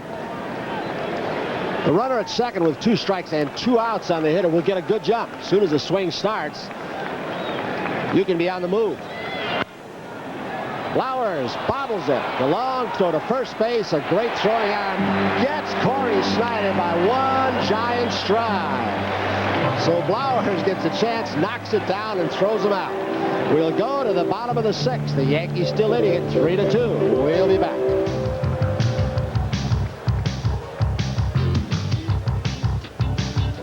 Is out-of-town scoreboard. 3 night games. Kansas City, California, Toronto. Later starts. Detroit 6, Boston 1. That ball game in the 3rd. A new team that Sparky Anderson's got after a very frustrating 100-plus loss season. The National League, where the scoreboard looks like this. 5-1 Philadelphia over the Chicago Cubs at Wrigley in the 5th inning. So apparently they've got some clear weather settling in there. New pitcher for John McNamara as Bud Black leaves in the 6th, trailing 3-2. Al Nipper. We'll see a lot of off-speed stuff from Nipper. He had the surgery on his right knee and then had the strained right elbow and had some work done on that as well. This is a comeback for him with Cleveland. Screwball, forkball, knuckleball. It might have been a screwball right there. Mel Hall, who is single scored a run that in the 2nd, also grounded out in the 3rd.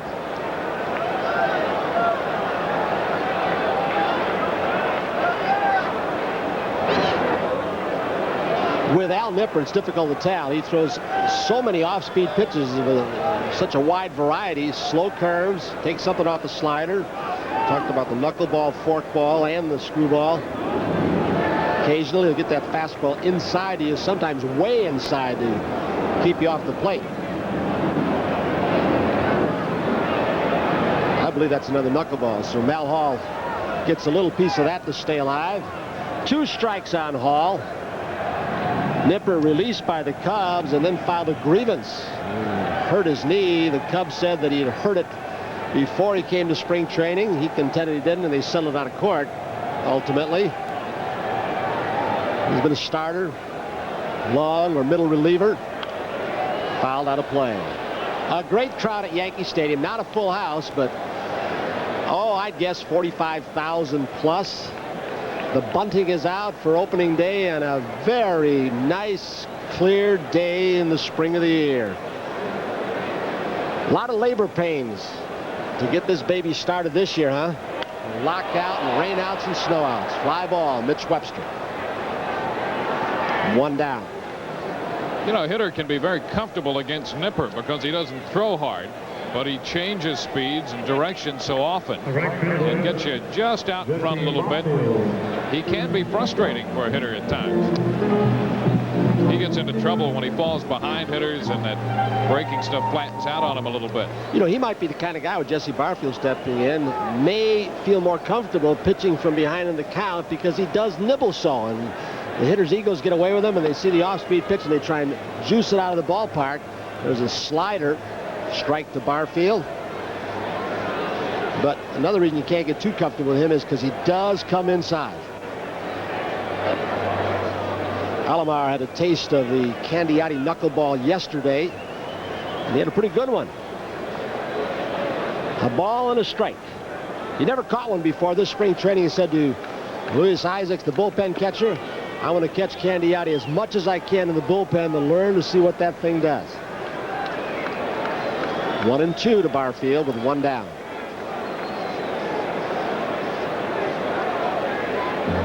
That's what makes it authentic in a big league ballpark and not spring training. You see the hot dog wrappers. You just don't see that in Florida, Arizona, do you? Come to think of it, I don't think I have. You know Trautwig's in the area. See a lot of hot dog wrappers. When he's got his inning or 2 off, man, he's going to write a book about the hot dogs and bratwurst and Viennas and Milwaukee. And you know, one thing he's going to forget, though, I'm afraid, is he's only talking about the content of the hot dog and the taste. What about the buns? Oh, that's That's a big part of that experience. Tell me. He'll learn. Get him around the league a couple times. Ball and 2 strikes with 1 out. 3-2 Yankees. Barfield against Nipper. Fouled off, out of play again. That gives Trautwig more material for another show. He'll do the dogs once and then come back with the buns the next time around.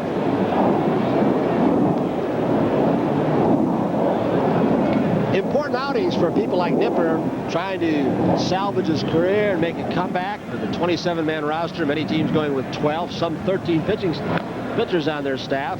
Fouled off Jesse's foot, so the outings he will have up until April 30th, when they're apparently going to go back to 24-man roster, are going to be important. If he's battling some kids, whether it's Wickander or Burse in the bullpen or somebody else, or Nichols, if he pitches well, it may mean whether they keep him or not. High slider. Jesse lays off. The appeal goes down to the first base umpire, Al Clark. He waves the safe sign. The count goes to 2 balls and 2 strikes. Here it is. See what you think. Many umpires have different standards. He hits that baby, it's a line drive, isn't it? That's right. Except a strong guy like that who pulls the bat back so fast, many times will get that call, or sometimes. He swings through a fastball.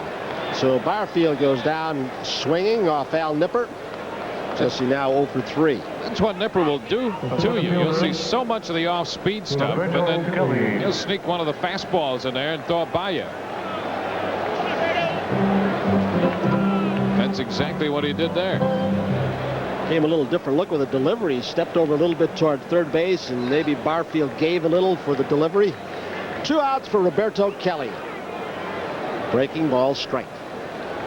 And I would think he would have a great chance to stick around if he's healthy, because he is so serviceable. He can start. 1-1. Fake of a bunt attempt by Roberto Kelly. Gets Brooke Jacobian at third base, and sometimes they charge in 6 steps, go back 3, and maybe a ground ball sneaks by. 2-1.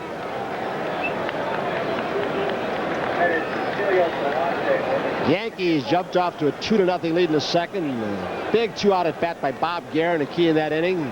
Corey Snyder's 2-run homer in the 4th tied it, and the Yankees scuffled for a run in the 5th. Flowers walk, sack sacrifice. Espinosa grounds out, and Mattingly drove him in. 2-2 with 2 down.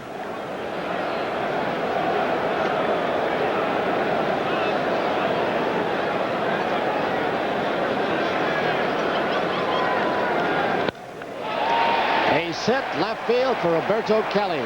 So with 2 outs, he's on for Bob Guerin. Kelly get the hands in, singles into left. And this next guy, he could be the key man to this game right now, with the at-bat he had earlier in this game.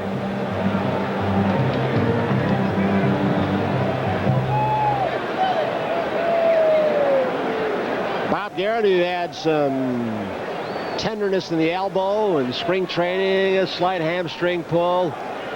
Some of the little injuries early in the year with the short spring training, players are being asked to play through.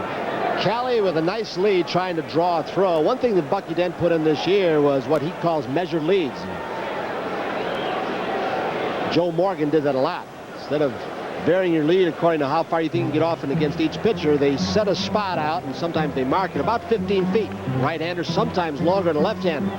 It's measured so you know with one stride and a dive back against any kind of pitching, you can get back in.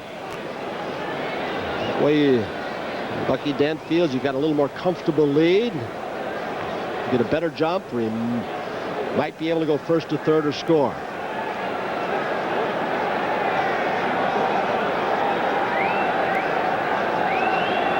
Will he test Roberto or Sandy Alomar's arm? Sachs tried it last night. 1 ball.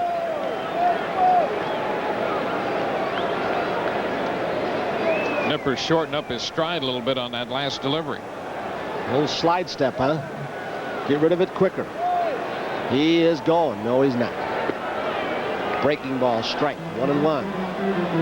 He varied the rhythm of his delivery. Didn't hold the ball quite as long that time. Roberto Cali was leaning, and then he almost looked like he quit pitch. 2 years ago, they'd call a balk on that. 1-1, 2 outs. Yankees with a 1-run lead.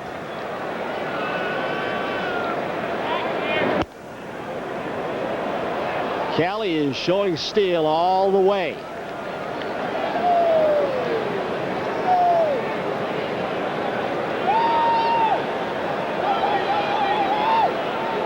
A comfortable lead for Roberto Cali. False start.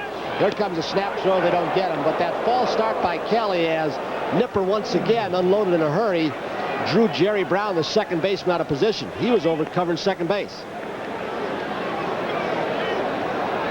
There's the false start by Kelly. Nipper is doing all sorts of things, from varying his delivery to shortening the stride at one point to holding the ball and then stepping off and throwing. Pitchers who throw a variety of off-speed pitches have to do that. Quick pitch. Kelly didn't have any kind of jump. Boy, he just unloaded in a hurry. Ball and 2 strikes. Guerin fouls it out of play. You're right. He's shown him a lot of different deliveries.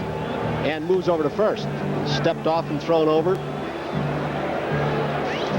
Many good base stealers, and I know Wills did it, Brock did it, Morgan. They would sit on the bench and time the deliveries, get a rhythm of the pitchers. But he's changing his rhythm with almost every release. Now he's holding the ball. And Kelly over there flinching a little bit at first.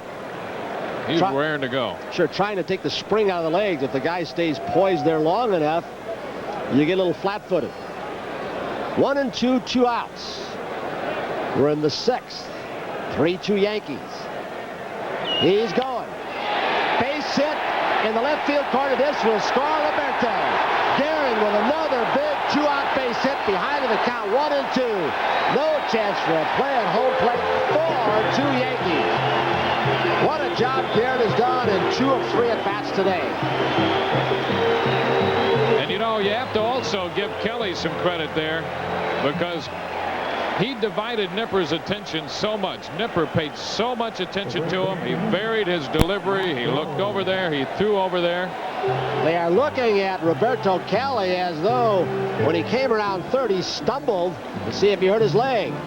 It's an off-speed pitch with Cali going, end of the bat, but in a great spot in the left field corner for the Yankees. Maldonado was playing Guerin toward left center field. The Yankees now take a 4-2 lead.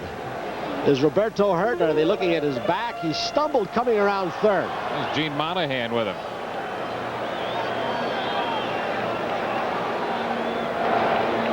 Nice block, Alomar.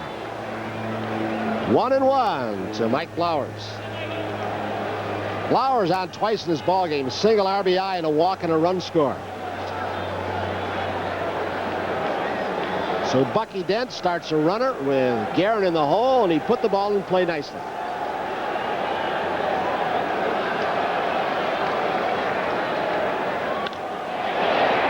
Slices foul. 1-2. Here's Kelly coming around third, scoring on that hit by Guerin. And right there, you saw that stumble, and then he stumbled again, rounding the bag. Joe Sparks giving him the helicopter sign all the way, so perhaps a tender ankle as he came into the bag, and when he hit the bag off stride,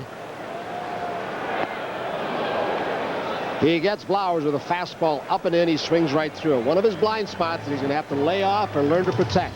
But the Yankees come up with a run after 2 outs once again after 6. 4-2 Yankees. We'll be back.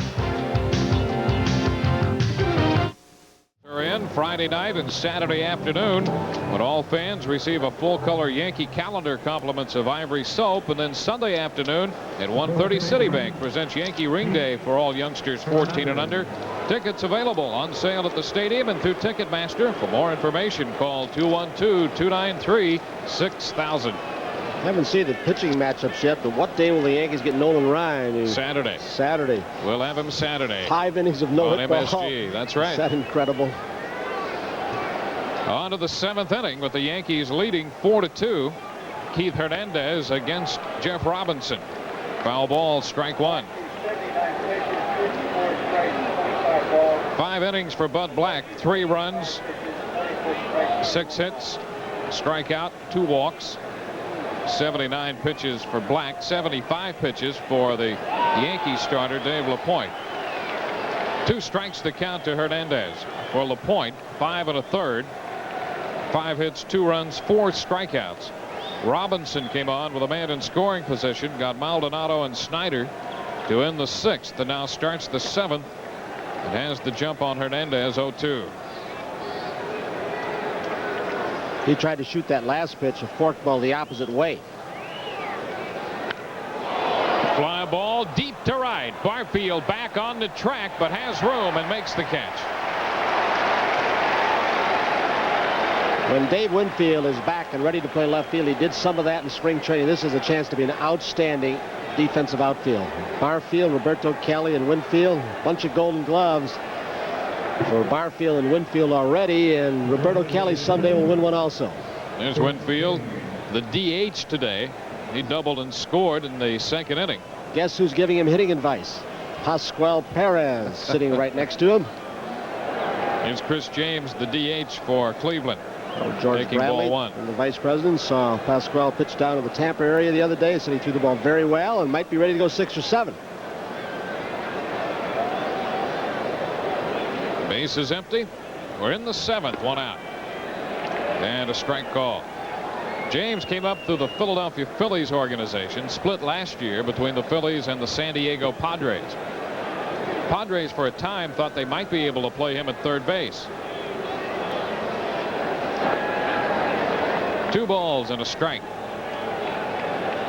And then he winds up in Cleveland along with Sandy Alomar Jr.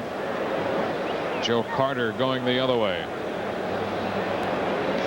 6 of the 9 players starting for John McNamara today weren't even with the ball club last year. A strike on the corner. 2-2. Like 2 teams with a different look. Johnny Mac.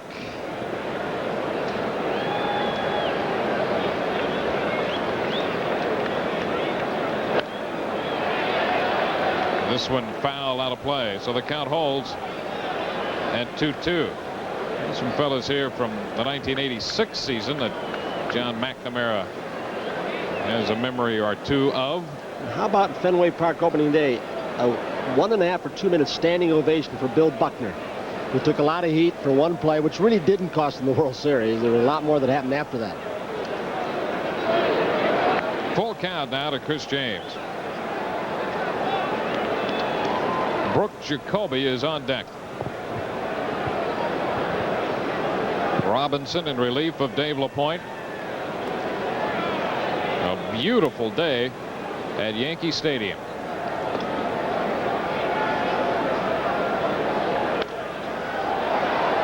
James takes one out of play. We're a little bit concerned when we came in early and went into the Cleveland clubhouse, and one of the coaches came in and went out early, looked at Yankee Stadium, and a little cloud went over, and he said he saw some snow flurries. That's about 2.5 hours before the ball game. That's right. But since then, it's become just a gorgeous day.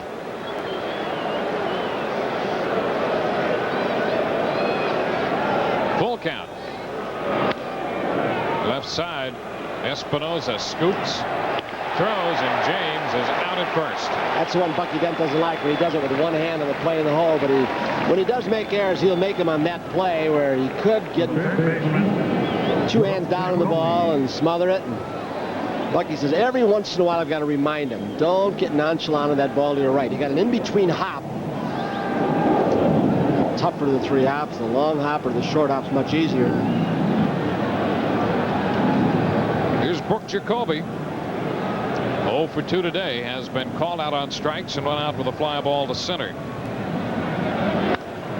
Goes to right field, deep this time. Barfield veering back. It's over his head. A good carom off the fence. Throw to second. They're going to get him. He's out at second base. Barfield picking up an assist. He got a great carom and made a great throw to get Jacoby. And that will take care of the Indians in the 7th. Jesse Barfield guns down Jacoby. coming. With the Yankees out in front, it's a 4-2 ball game.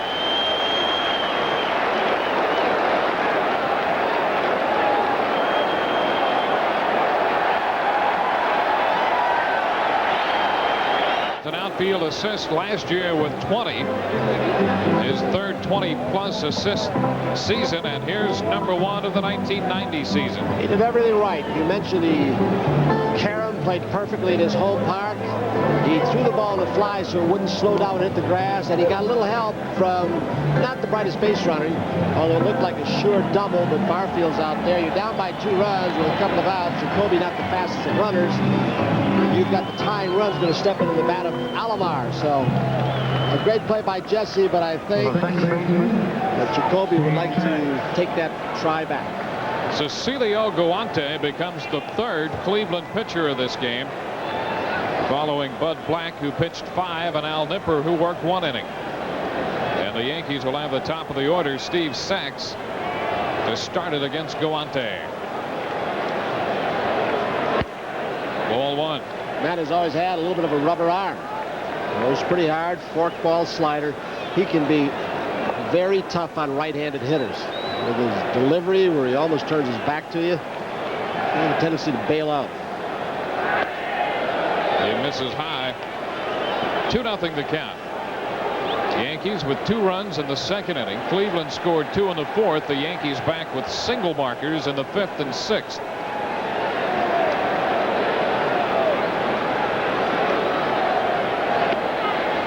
Strike call. With that delivery, that's where he likes to keep the ball to right-handed hitters. You can see even Sachs, a 300-plus hitter last year, back on his heels. The count 2-1. Guante spent last year with the Texas Rangers. Sachs pops it up. Foul ball, but it's out of play, and the count goes to 2-2. See Hernandez in that Cleveland uniform chasing over after that one. 2-2 the count. You ever seen a more aggressive first baseman than Keith Hernandez, with a man on first base where he jumps off? Madeline does the same thing. A 2-2 count. And another one fouled back. Guante out of the Dominican Republic. Detroit with a big lead over Boston, 10-1. Kenny Williams of the Tigers was removed from that game after being struck in the head by a pitch ball. You see where Mike Greenwell got hit in the head yesterday too, and luckily he had the protective helmet, the ear flap. He wasn't hurt seriously. Another foul out of play. Houston and Cincinnati mixing it up in the National League a little bit the last day or two. So this is the regular season. This is for real.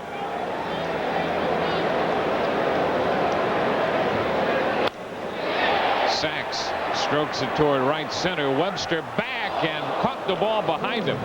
Webster is not an accomplished outfielder. Well, he can do so many things sensationally with his speed. He got a knuckleball. That's what he just showed to Corey Snyder. He said the ball knuckled on me. But he can be a little bit of an adventure on the base paths at times also. Here's Espinosa. 1 out, bases empty. The Yankee shortstop looking for his first hit.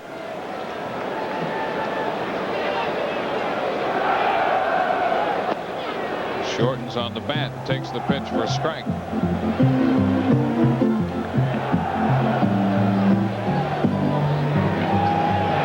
Guante with Pittsburgh for a long time. Spent some time with the Yankees, then the Rangers. 0-2 the count. Cleveland can get some middle relief and set up people to get to Doug Jones with that starting staff. They've got a chance to be contenders in this league because it looks like their offense is going to be better. And then again, the big if, one of them is Corey Snyder swinging the bat consistently most of the year. Yeah, still 2 strikes with that foul ball. And Snyder's got to be the heart and soul of their offense. lot of question marks. What does Keith Hernandez have left? When Maldonado hit in this league, he struggled over in the other league for the last year and a half or so, or 2 years. Look out! Oh, look out! Espinosa goes down. No balls, by 2 the strikes. pitch, and he's not very happy. You might remember last year, Tony Fernandez in Texas hit a grand slam home run. The next time up, Tony Fernandez with an 0-2 count was hit right in the face by this same man, Cecilio Guante. This was 0-2 right here. Gets him on the back of the wrist, I believe. Al Clark out in a hurry, as was Larry McCoy. It's a purpose pitch that just kept following him.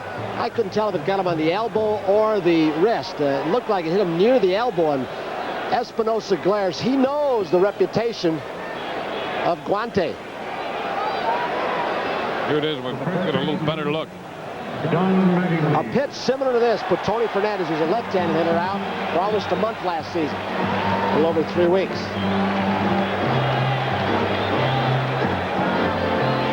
So Espinosa remains in the game. Look at Espinosa glaring at Guante. He makes Guante go off the mound. Guante won't look at him.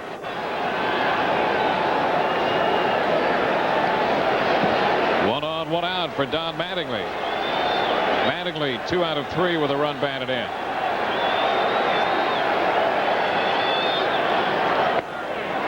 And a strike.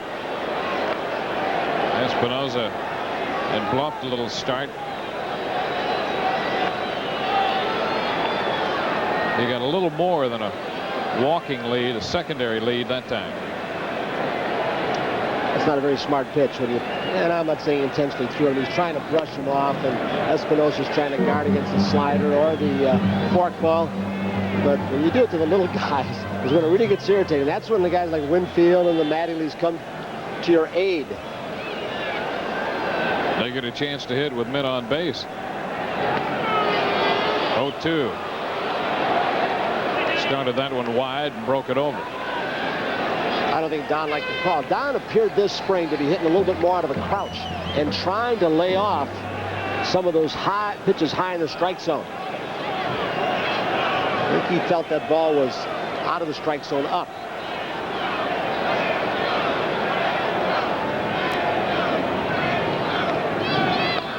A ball, 2 strikes.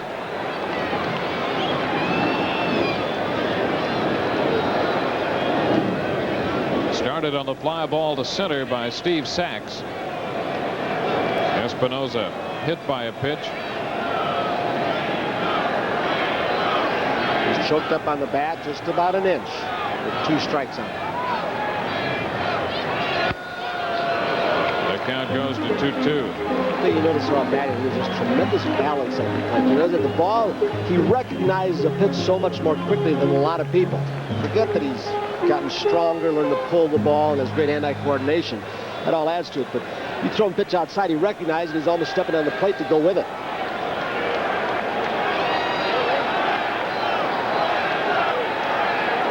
The 2-2. And he lifts it into center. Webster under it. 2 gone.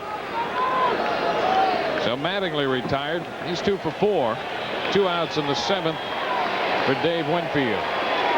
Mattingly mad at the home plate umpire put him in a hole. He wouldn't have minded or argued if it was the first pitch called a strike, but he got him an 0-2. It made him a defensive hitter, and he will flip his bat and almost get not only the umpire, but Alomar, the catcher. What's this? He's saying look out, I think.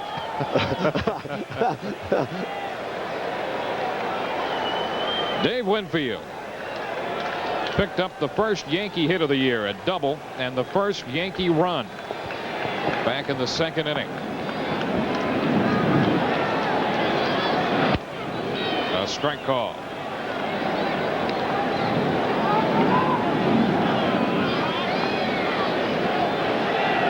We're in the 7th inning.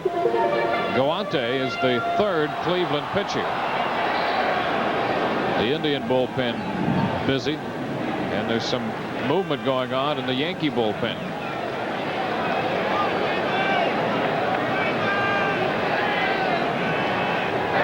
Winfield, a big cut. It'll be interesting to see if this does become a save situation for a Yankee pitcher. Who will be in there to save it? I would guess it's going to be Righetti. A strong one inning his last outing, although he struggled a good part of the spring with all the turmoil surrounding him. 2 strikes. Yankees took a 3-2 lead in the 5th. Got another run in the 6th.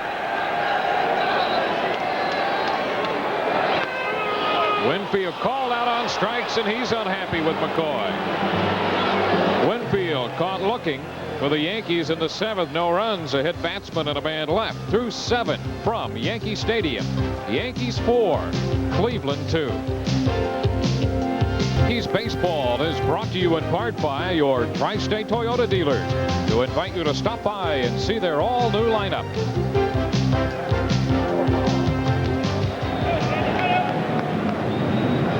Yankee bullpen is busy. The left-hander Cataray, the right-hander Plunk, as this game swings into the 8th inning. Jeff Robinson on the mound in relief of Dave LaPoint. Sandy Alomar, the hitter, and the pitch is a ball. Alomar, 1 out of 2. Rafael Santana due to hit next, but Deion James, the left-handed hitter, is on deck. 2-0 the count. Following the first 2 hitters, then Mitch Webster, the Cleveland center fielder, due. First batter efficiency when you're pitching in a tight ball game, and he falls behind 3-0. The Yankee lead is 2. In this park, late in the ball game, if you keep the ball away, you can throw strikes, just throw your fastball and let him hit it to the big part of the park, center field. And he loses Alomar on 4 pitches. First walk given up by Yankee pitching. And now Deion James comes off the bench to pinch hit. Who sprays the ball around. He came to Cleveland last year from Atlanta. He hit over 300. Not a whole lot of power. Atlanta, when he was a regular, he had some strange numbers. Walked 110 times, struck out 112, and he hit 312. So he's the kind of guy who can start rallies or keep them going for you. Guerin out talking with Robinson. This may be buying some time for some of the pitchers, and Billy Connor's calling down right now to Mark Connors or somebody else going to come out. They bought enough time to get maybe 8-10 more pitches for the 2 men on this cool day. It's getting a little cooler as the sun is settling now. So Bucky Dent goes to the mound. Jeff Robinson has walked the first man in the 8th. James, a left-handed hitter, has been announced.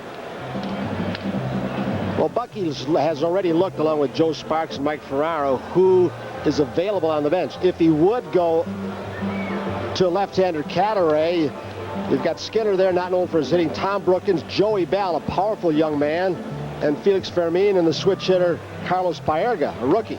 So he's buying more time by making the home plate umpire, Larry McCoy. I think he'll get Cataray, and then they will put a pinch hitter up, I would guess, for Deion James. But that'll be the move that McNamara will have to decide. So it gets to be a matchup game. Who do you want, which pitcher to face which hitter? And that's where the chess game is started now for Bucky and for McNamara. And the Yankees make their move. Jeff Robinson departs in favor of the left-hander Cataray. So Craig Cataray becomes the 3rd pitcher for the Yankees, and we'll be right back. And the Indians making their moves. Craig Cataray is the new pitcher for the Yankees. Cataray follows LaPoint and Robinson, and Joey Bell will get the call from the Indian bench now. He'll hit for the announced pinch hitter Deion James. Saw Joey Bell at the end of the last season when he was called up. Extremely strong to right center field, left center field, but Bucky Dent wants that left-handed matchup to make that right-hander hit to the big part of the ballpark if he can. Left center field, right center field, instead of letting Deion James against a right-hander, even though he's not a pull hitter, you change up and he might get one of the right field seats. So Bucky playing the matchups wisely.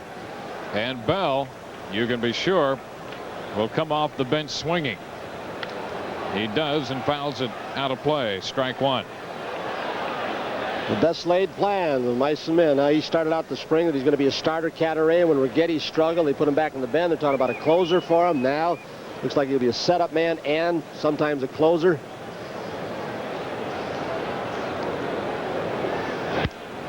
Bell takes this one down, a ball and a strike. Good power. The Yankees well aware of that.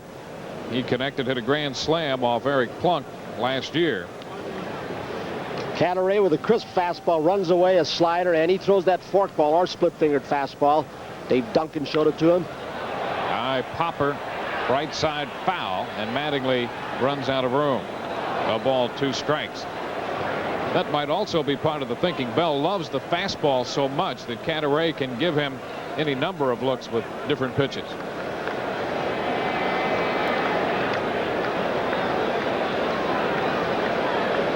The runner at first, Alomar. John McNamara, the Cleveland manager. Canaray misses close. That squares the count at 2-2.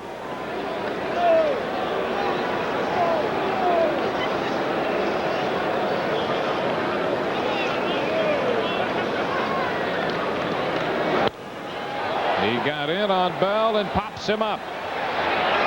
Guerin, now Blowers with a better angle, makes the catch. Blowers coming down from third. Or for a moment it appeared that Guerin might take charge, but Blowers with a better angle. You wonder, as Blowers will again guard that third baseline, the important run is the one at home plate. You want to keep him out of scoring position, so they're moving him right on the line again. Webster. Webster not basically a pull hitter. Canaray throws the forkball or a slider down and in. It's a pitch he might pull down the line, so you give ground to your left and protect that line against a double. You know, you wonder how Oakland is going to, how much it's going to hurt them not having Canaray and Plunk there the entire year, who are such good setup men for Dennis Eckersley the last couple of years. Webster lofts a fly ball, not too deep to center for Roberto Kelly. 2 gone. So Canaray gets Bell on a pop and Webster on a fly ball. Jerry Brown, the second baseman, who led the Indians in hitting last year with a .299 average. Brown becomes the hitter now. He's 0 for 2 with a sacrifice bunt. Point pitching the way he did, this Yankee team has a chance to have a lot of tough left-handed pitchers, which can be so essential in this ballpark. The way Carey threw the other day before he got the line drive off his fingers against the Mets.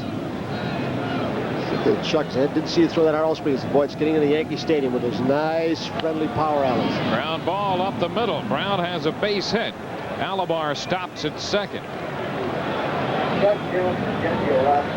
So the Indians have 2 men on, and we get down into the middle part of the order. Pitch down in the strike zone. Does that debunk the theory that switch hitters usually are low ball hitters from the left side and high ball hitters from the right side? Maldonado and Bucky again. Is he going to go with matchups? A right-handed hitter Maldonado. Deion James already out of the ballgame. The only left-handed bat left is Carlos Baerga, a rookie.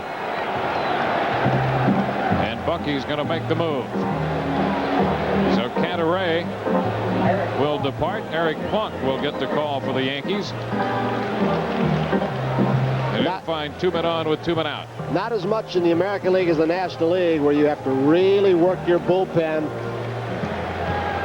maybe a little more judiciously than in the American League, but Bucky's working well today now for the right matchups. We'll be right back following this. Right-hander Eric Plunk follows LaPoint, Robinson, and Canaray. He throws very hard. The hitter. Throws very hard, sometimes getting the ball up there in the mid-90s with a good curveball. When he's got his curveball for strikes, he can be an exceptional relief pitcher. Sometimes, and seems more off the stretch than out of the windup, curveball is not quite as controllable. And the luxury of a 27-man roster and 12 pitchers, we've seen a bunch already, and we've got a couple more in the bullpen. Righetti, the left-hander, Dave Righetti, and the young right-hander Mills. Alan Mills throwing. And if you wonder what that little black book is that Mark Connors has, I would guess he's got the lineup there talking to Righetti and Mills, the hitters that they may be facing. They cannot see over the top at times who's batting and who's available. So he's trying to prime them mentally for when they come in, which hitter they might face.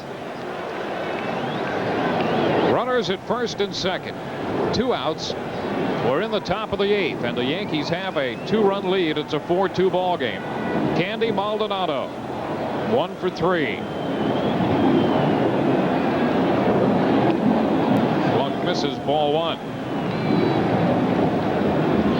Maldonado, a couple years ago with the Giants, forced his way into their lineup because of his productive pinch hitting. Had problems last year. Drives this one. Short left center. Kelly in a hole, and Kelly gets a glove on it, but cannot hold it. One man scores. Brown around third on his way to the plate. He will score now. Another man trying to go to second, and he's going to be out there.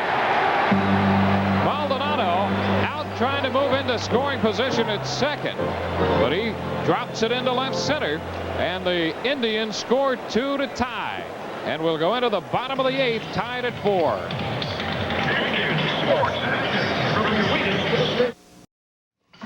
This game tied on a base hit by Candy Maldonado just off the glove of Roberto Kelly. And that was Deion Sanders next to him. You wonder if Mal Hall was not scheduled to lead off the 8th. If he had been done with his at-bat, if Deion Sanders with that brilliant speed and a great outfielder would not have been in left field. With that speed, he might have outrun that ball and caught it and maintained the 2-run lead. They do get it out at second base, but not before the game was tied up. Sanders, I think, is getting ready to go in now. Hall not been scheduled to lead off the 8th. He might have already been in there. Orosco. And as we go to the bottom of the 8th, Felix Fermin takes over at shortstop for Cleveland. And the Indians bring on their 4th pitcher, left-hander Jesse Orosco. I think this team's going to be all right with Orosco setting up Doug Jones and occasionally closing, and Guante or some of the other young pitchers. We've got to wonder about the Indians bench over the long haul. Orosco found his niches right. He had a really outstanding year, unnoticed last year. ERA around 2, and striking out about 1 per inning pitched. The Yankees in the 8th will have Mel Hall, Jesse Barfield, and Roberto Kelly do. Orosco replaces Guante, who worked 1 inning, picked up a strikeout, hit a man. So this game tied. The Yankees have 4 runs, 8 hits, and the Indians have 4 runs, 8 hits. That base hit by Maldonado to drive in 2 in the 8th to tie it up was one of those where it looked like Mal Hall may have gotten frozen. A hard swing, end of the bat, looped in front of him, and just that momentary freeze, he couldn't catch up to it. Here's Hall. And a looper foul. Strike 1. 2 toughest outfields in this league. Day baseball in left field in Yankee Stadium and right field in Fenway Park.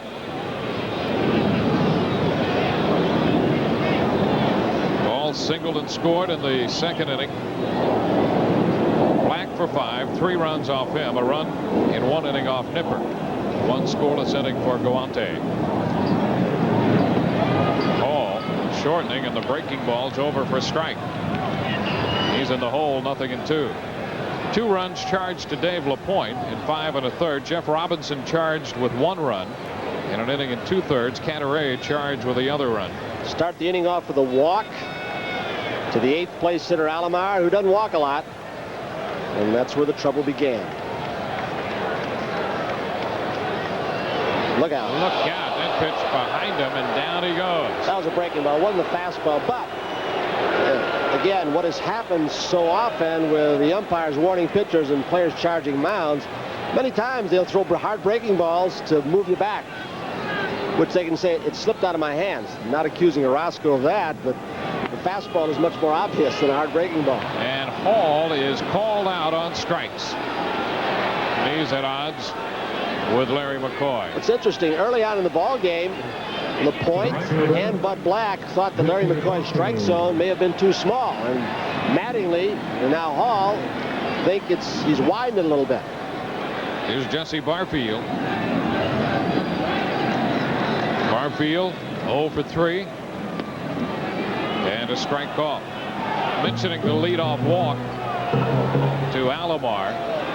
Reminds me of that. You obviously hear a lot of numbers in this game, but the walk with nobody out, that something like 70% of those runners turn into runs. And that's exactly what happened in the 8th.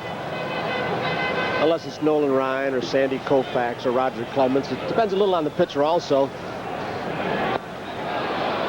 2 strikes. And the Yankees didn't have any of those guys pitching today. Jesse's trying to figure out what that last pitch is. From our monitors, it didn't look like it was a slider. It almost looked like a fastball that did something very silly. 0-2 the count. Enough to stay alive. Got a chance to see young Sandy Alomar behind the plate. 2 strikes, put the location and the pitch down, and alerted Orosco what the count was. And he almost made a mistake, got the breaking ball up too high.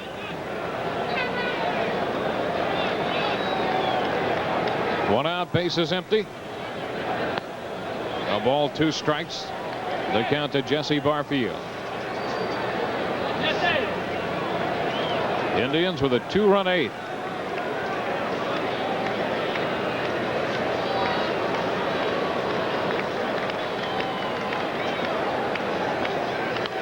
Barfield with another foul ball, back and out of play.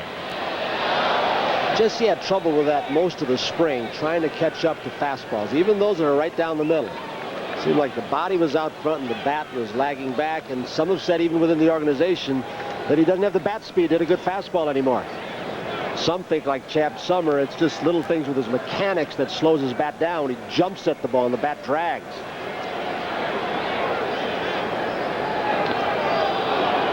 A little piece of that one, a foul ball. Inner defense for Cleveland, like the Yankees. This is a tie ball game now, are right on the lines, Hernandez and Jacoby.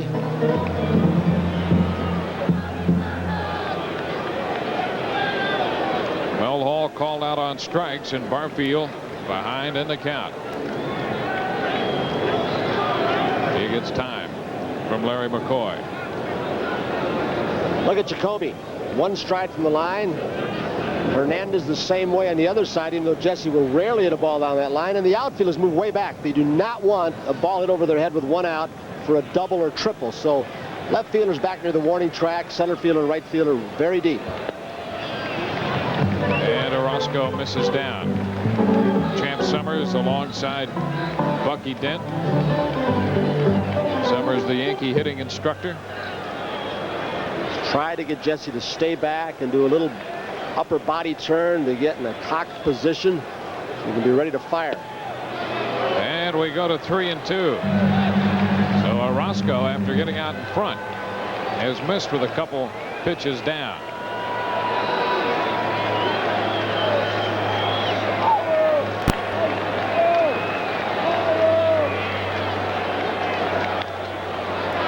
And again, Barfield stays alive. Champ Summers talks a lot, and maybe it's his Vietnam War background and in military terms when he talks hitting. You got to load and fire. You got to load and fire, he keeps telling these guys. And then use your hands and be quick. Sometimes he's got Jesse right where he wants him, and another time it just is very fleeting with Barfield. It's been that way for a few years. And Jesse draws the walk. Barfield walks against Orosco. 1 on, 1 out. Roberto Kelly will be the hit. Kelly singled and scored in the 6th. He has struck out and grounded out as well. Looking at his left ankle when he stumbled or hit the bag wrong at third base. Apparently they taped it to give him a little support. He may have a slight sprain in the left ankle.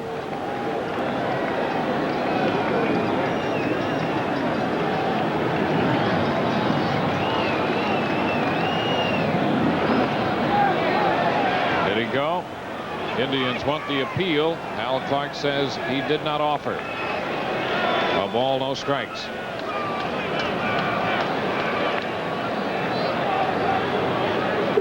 The Yankees with a man on in a tie game, bottom of the 8th.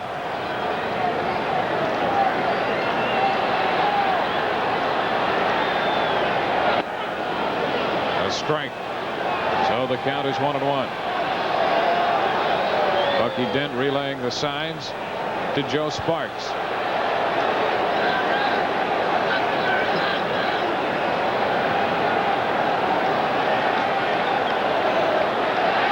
Step off move. Barfield back in. Well, if you're a pitcher, you've got to have confidence when you throw over. And if you get a clutch at first base, you don't throw over as often or as hard. But with Hernandez or Mattingly there, you can just throw it. You know they're going to grab it. Don't have to aim it. Ball breaking down and in, out of the strike zone. 2-1. Always felt, if you look at Joe Sparks again, which is a decent running count, 2-1, but it might be tough to do off Orosco with that. He doesn't have a great move to first, but that late kick looks like he's always going over to first, and he freezes you. Hard to get a jump. And a tap. Barfield starts it to second one. First base not in time. So they get the force on Barfield. And that's it. Kelly reaches on a fielder's choice. You can't get Kelly and turn that into double play. When can you?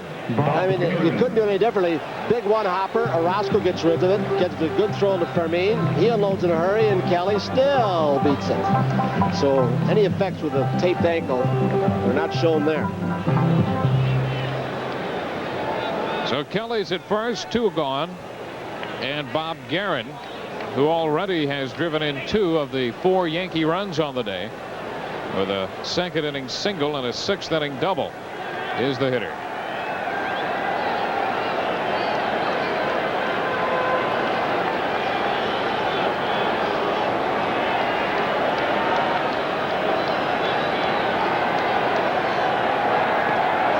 Guerin goes after the first one. We've had a very, very interesting opening day game, haven't we? MSG, I'm discounting spring training yesterday, of course. Guerin with some clutch hitting. A great battle. Good plays in center field. Great throw by Barfield. Nice job by LaPoint. But exciting. And we're tied in the 8th with Kelly at first. A ball and a strike. And it all started with Billy Joe Martin throwing out the first pitch. A crowd of better than 50,000 at Yankee Stadium. Here comes Mark Wiley. They've had Doug Jones, their closer, heated up in the bullpen. Are they going to go over a scouting report on Guerin? Jones was throwing in the bullpen. He is now ready to come in if they need him. There's Doug. That is Louis Isaacs. We talked about him a while ago. He played with Sandy Alomar Sr. in Santurce, Puerto Rico. He's the man with the shin guards on. And about 14 years ago, he said this young kid used to come out to the ballpark. He said, I'd put the catching gear on him and say, try and block these. He said, the kid had such good hands. He said, I'd throw it in the dirt and I'd get mad. He said, the kid would be in tears. He wouldn't quit. And there's the man who turned out to be. He said, maybe I made Sandy Jr. a catcher. He said, I don't know, but Louis Isaacs worked with this kid when he was 7, 8 years old. Yeah, he said earlier this spring that Alomar was the best catching prospect he'd seen since Johnny Bench. 1-1 the count. Wiley back in the Cleveland dugout.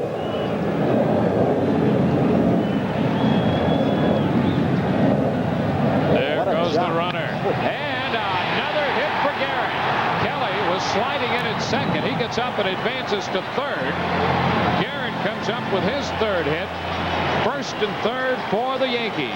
It was one of those go on the first move. If he picks you off, keep going. Maybe you can beat the first baseman's throw. He went on the first move. It was interesting because it was a breaking ball. The second baseman, Jerry Brown, is standing on the base covering, and yet Felix Fermin started going to second base too, and he went, the ball was hit hard, but it went through the vacated shortstop hole. Fermin, for some reason, was going to his left also. Roberto goes on first move of Jesse Orosco with a high leg kick.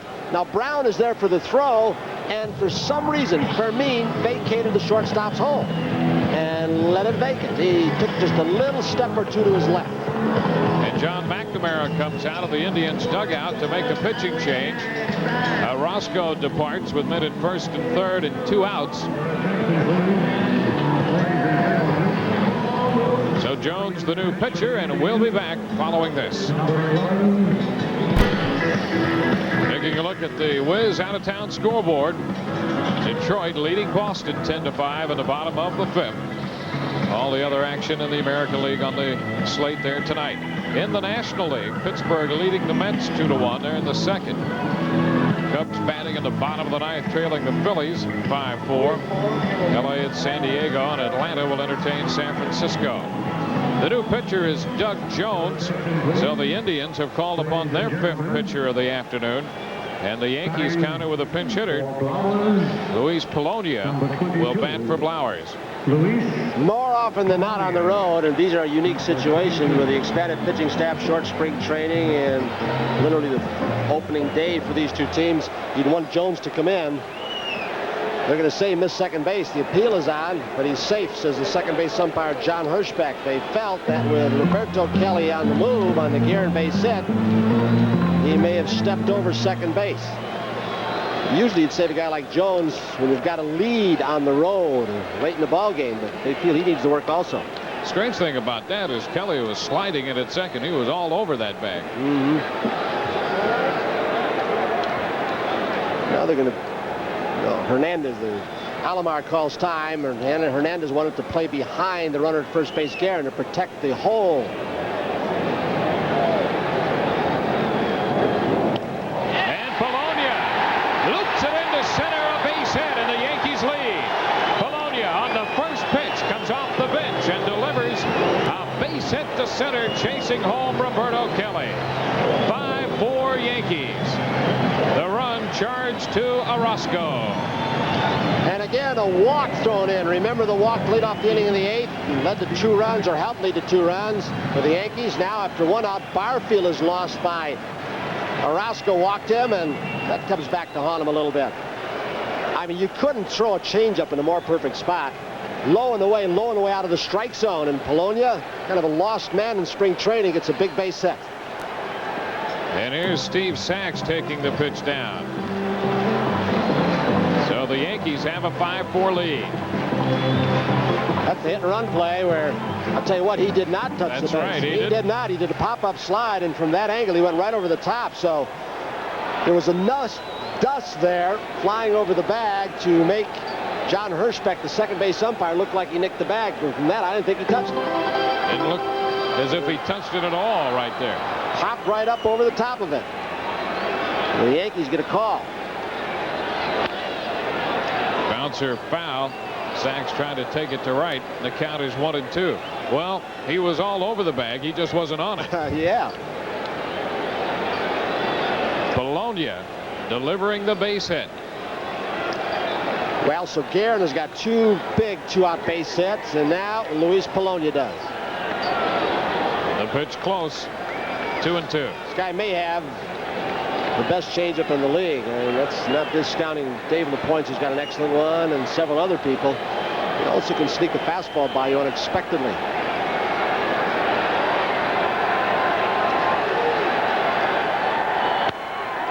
This one lined into the stands. Holding the count at 2-2.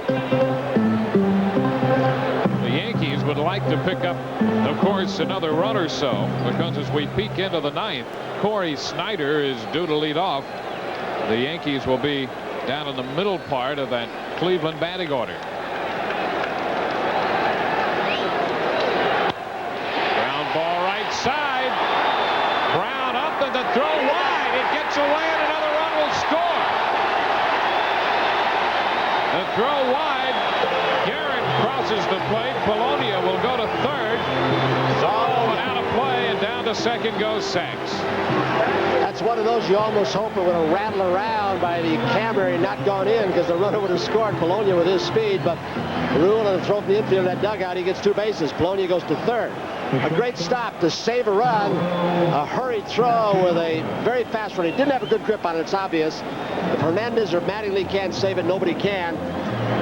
Look at the dive by by Sachs across the bag. A nice try by Brown. Here's Espinosa, foul ball, strike one. That's a base hit and an error. No run batted in.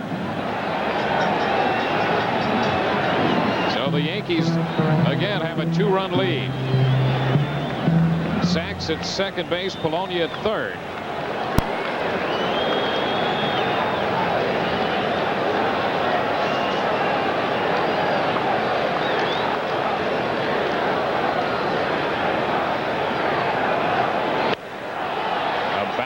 For Mean, back on the ball.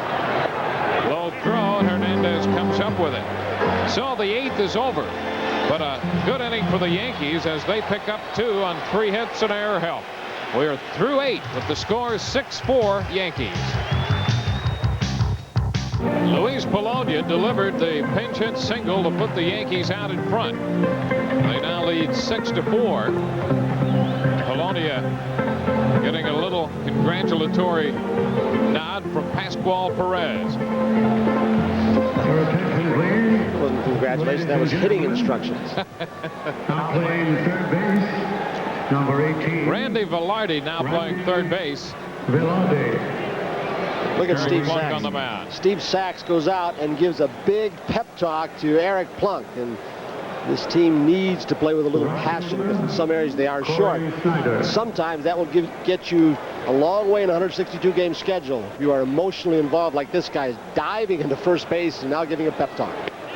And Corey Snyder steps in, taking the first pitch from Plunk. Outside, ball 1. Snyder with a single and a home run, 2 out of 3. A ball and a strike. He can be so dominant, Eric Plunk, when he throws strikes. Plunk gave up the looping single to Maldonado that tied the game. Maldonado out trying to go to second to end the inning. Velarde just in the game, takes care of that one. Nice range shown to his left by Randy Velarde. So Velarde to Mattingly. Snyder's gone. Breaking ball. Out over the plate. Velarde read the ball off the bat very well and cuts right in front of Espinosa.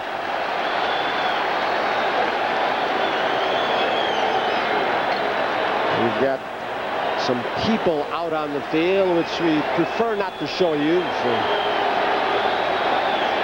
And they're being quickly removed.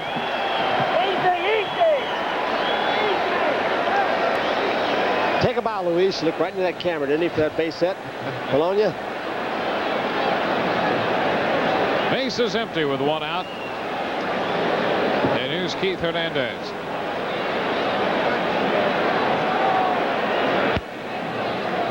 Ball 1. Hernandez hit the ball to the track in right field in the 7th inning. Barfield tracked it down. 6-4 ball game in the 9th. Yankees leading. A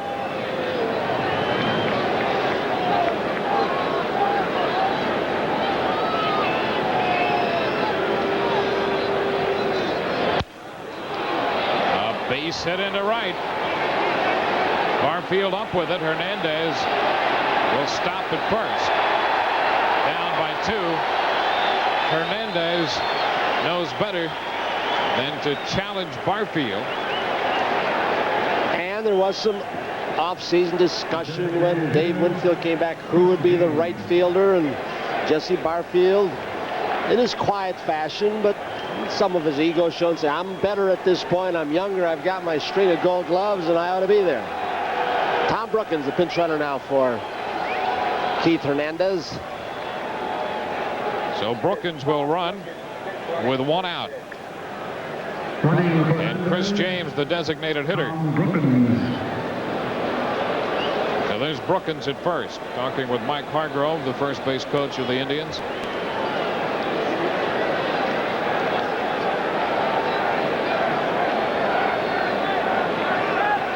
Chris James 0 for 3. And a wild pitch. Down to second goes Brookins. That happens with men on base to his breaking ball on occasion. Tried to overthrow it from the stretch. And of course that takes care of the force play possibility.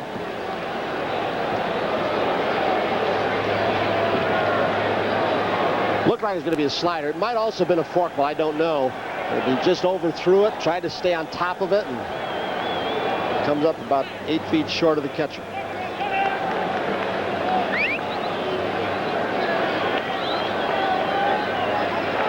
A ball, no strikes.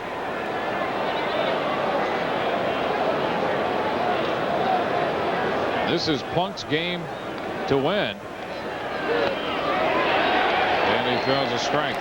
Get in a situation where the runner at second doesn't mean a whole lot at this stage, so they want that's Brookins down to the pinch runner, so they want to guard those lines a little bit at the corners and play deeply in the outfield to take away the extra base hit. And that's why Buck Showalter's upstairs on the walkie-talkie to Mike Ferraro, position the defense. Foul into the deck above us. You know, Whitey Herzog has made the statement. Of course, he's always got such a great defense and on the turf with that speed in the big ballpark. He said, if I had to put a number how much positioning is over the course of the year, he said it might be up to 10 games. They're just getting to a ball by putting them in the right place and coordinating the pitching with the defense. It's hard to quantify something like that. Those are Whitey's words. A number for sacks. James is out. Brookins goes to third. He's there with 2 outs in the ninth. And a good example of an off-speed pitch, a breaking ball that was not overthrown. Hit him way into the bat. He had great motion. Completely fooled Chris James. Brooke Jacoby will be the hitter. Jacoby 1 out of 3. He was tough against the Yankees last year.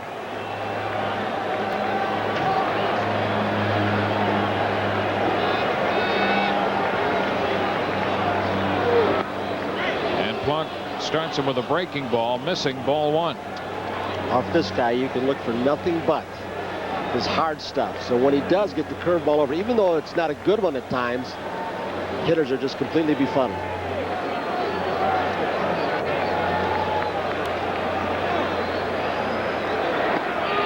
There's a strike. 1-1 now. Plunk trying to end this one. Billy Connors with a chance to have a good pitching staff. Not a great one, but the arms here, if they find their proper roles, could be very good. Fly ball, center field. Kelly back. There it is. It's all over. And the Yankees win their opener. A fly ball to center by Brooke Jacoby, handled by Roberto Kelly. And the Yankees win this one 6-4. In the ninth for the Indians, no runs, 1 hit. And they leave a man. 6-4 the final. Eric Plunk will be the winning pitcher. Before a crowd of better than 50,000 here at Yankee Stadium this afternoon, the Yankees get off on the proper side of the ledger. So the Yankees win it 6-4, and we'll be back following this.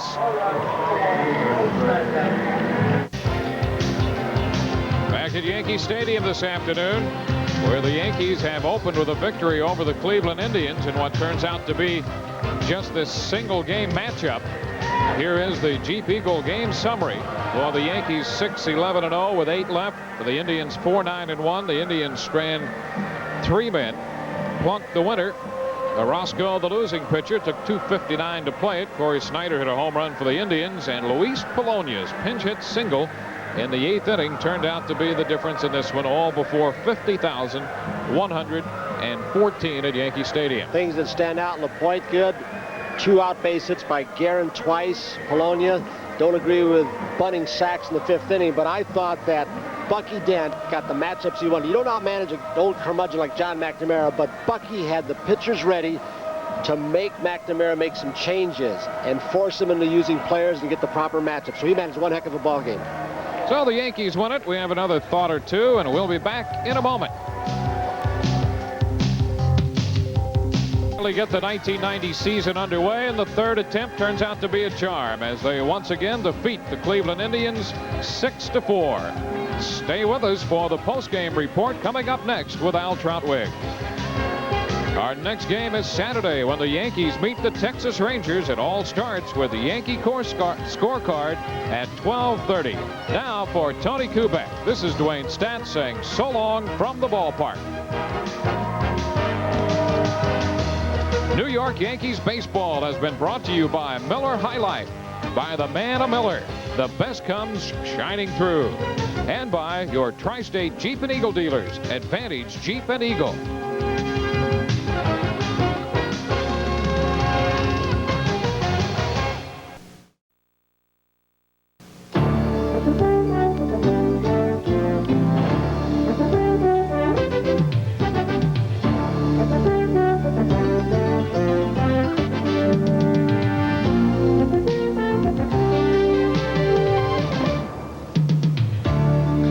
This is the Yankee postgame report on opening day, and better than 50,000 are out on the streets of the Bronx as the Yankees come back in the 8th and score 2 to beat the Cleveland Indians by a score of 6-4. Eric Plunk, the winning pitcher, Jesse Orosco, the loser, and there's no doubt who the hitting star for the New York Yankees was today, and that is Bob Guerin, who started for the New York Yankees behind the plate. Bob, this has got to be a satisfying feeling coming at home, but to finally get the first game under your belt, you're the starting catcher, and then to have a day like you had. Well, I don't know which one to answer first. It was quite a time in Cleveland. Everybody was itching to get the season started, and the weather wouldn't cooperate, and then to come home and open up at home is nice in front of a big crowd. And just an outstanding victory for the ball club. We got a little lead, they tied it up. Got another lead, they tied it up, and we came in with the pinch hitter, got the hit.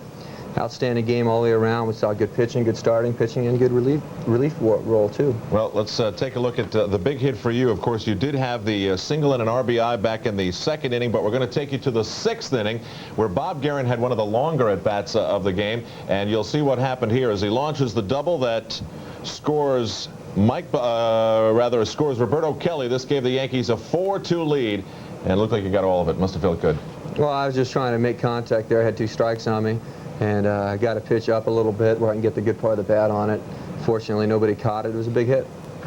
Now, Bob, your career is one that's been documented quite often, but 10 years of basically waiting for the big chance.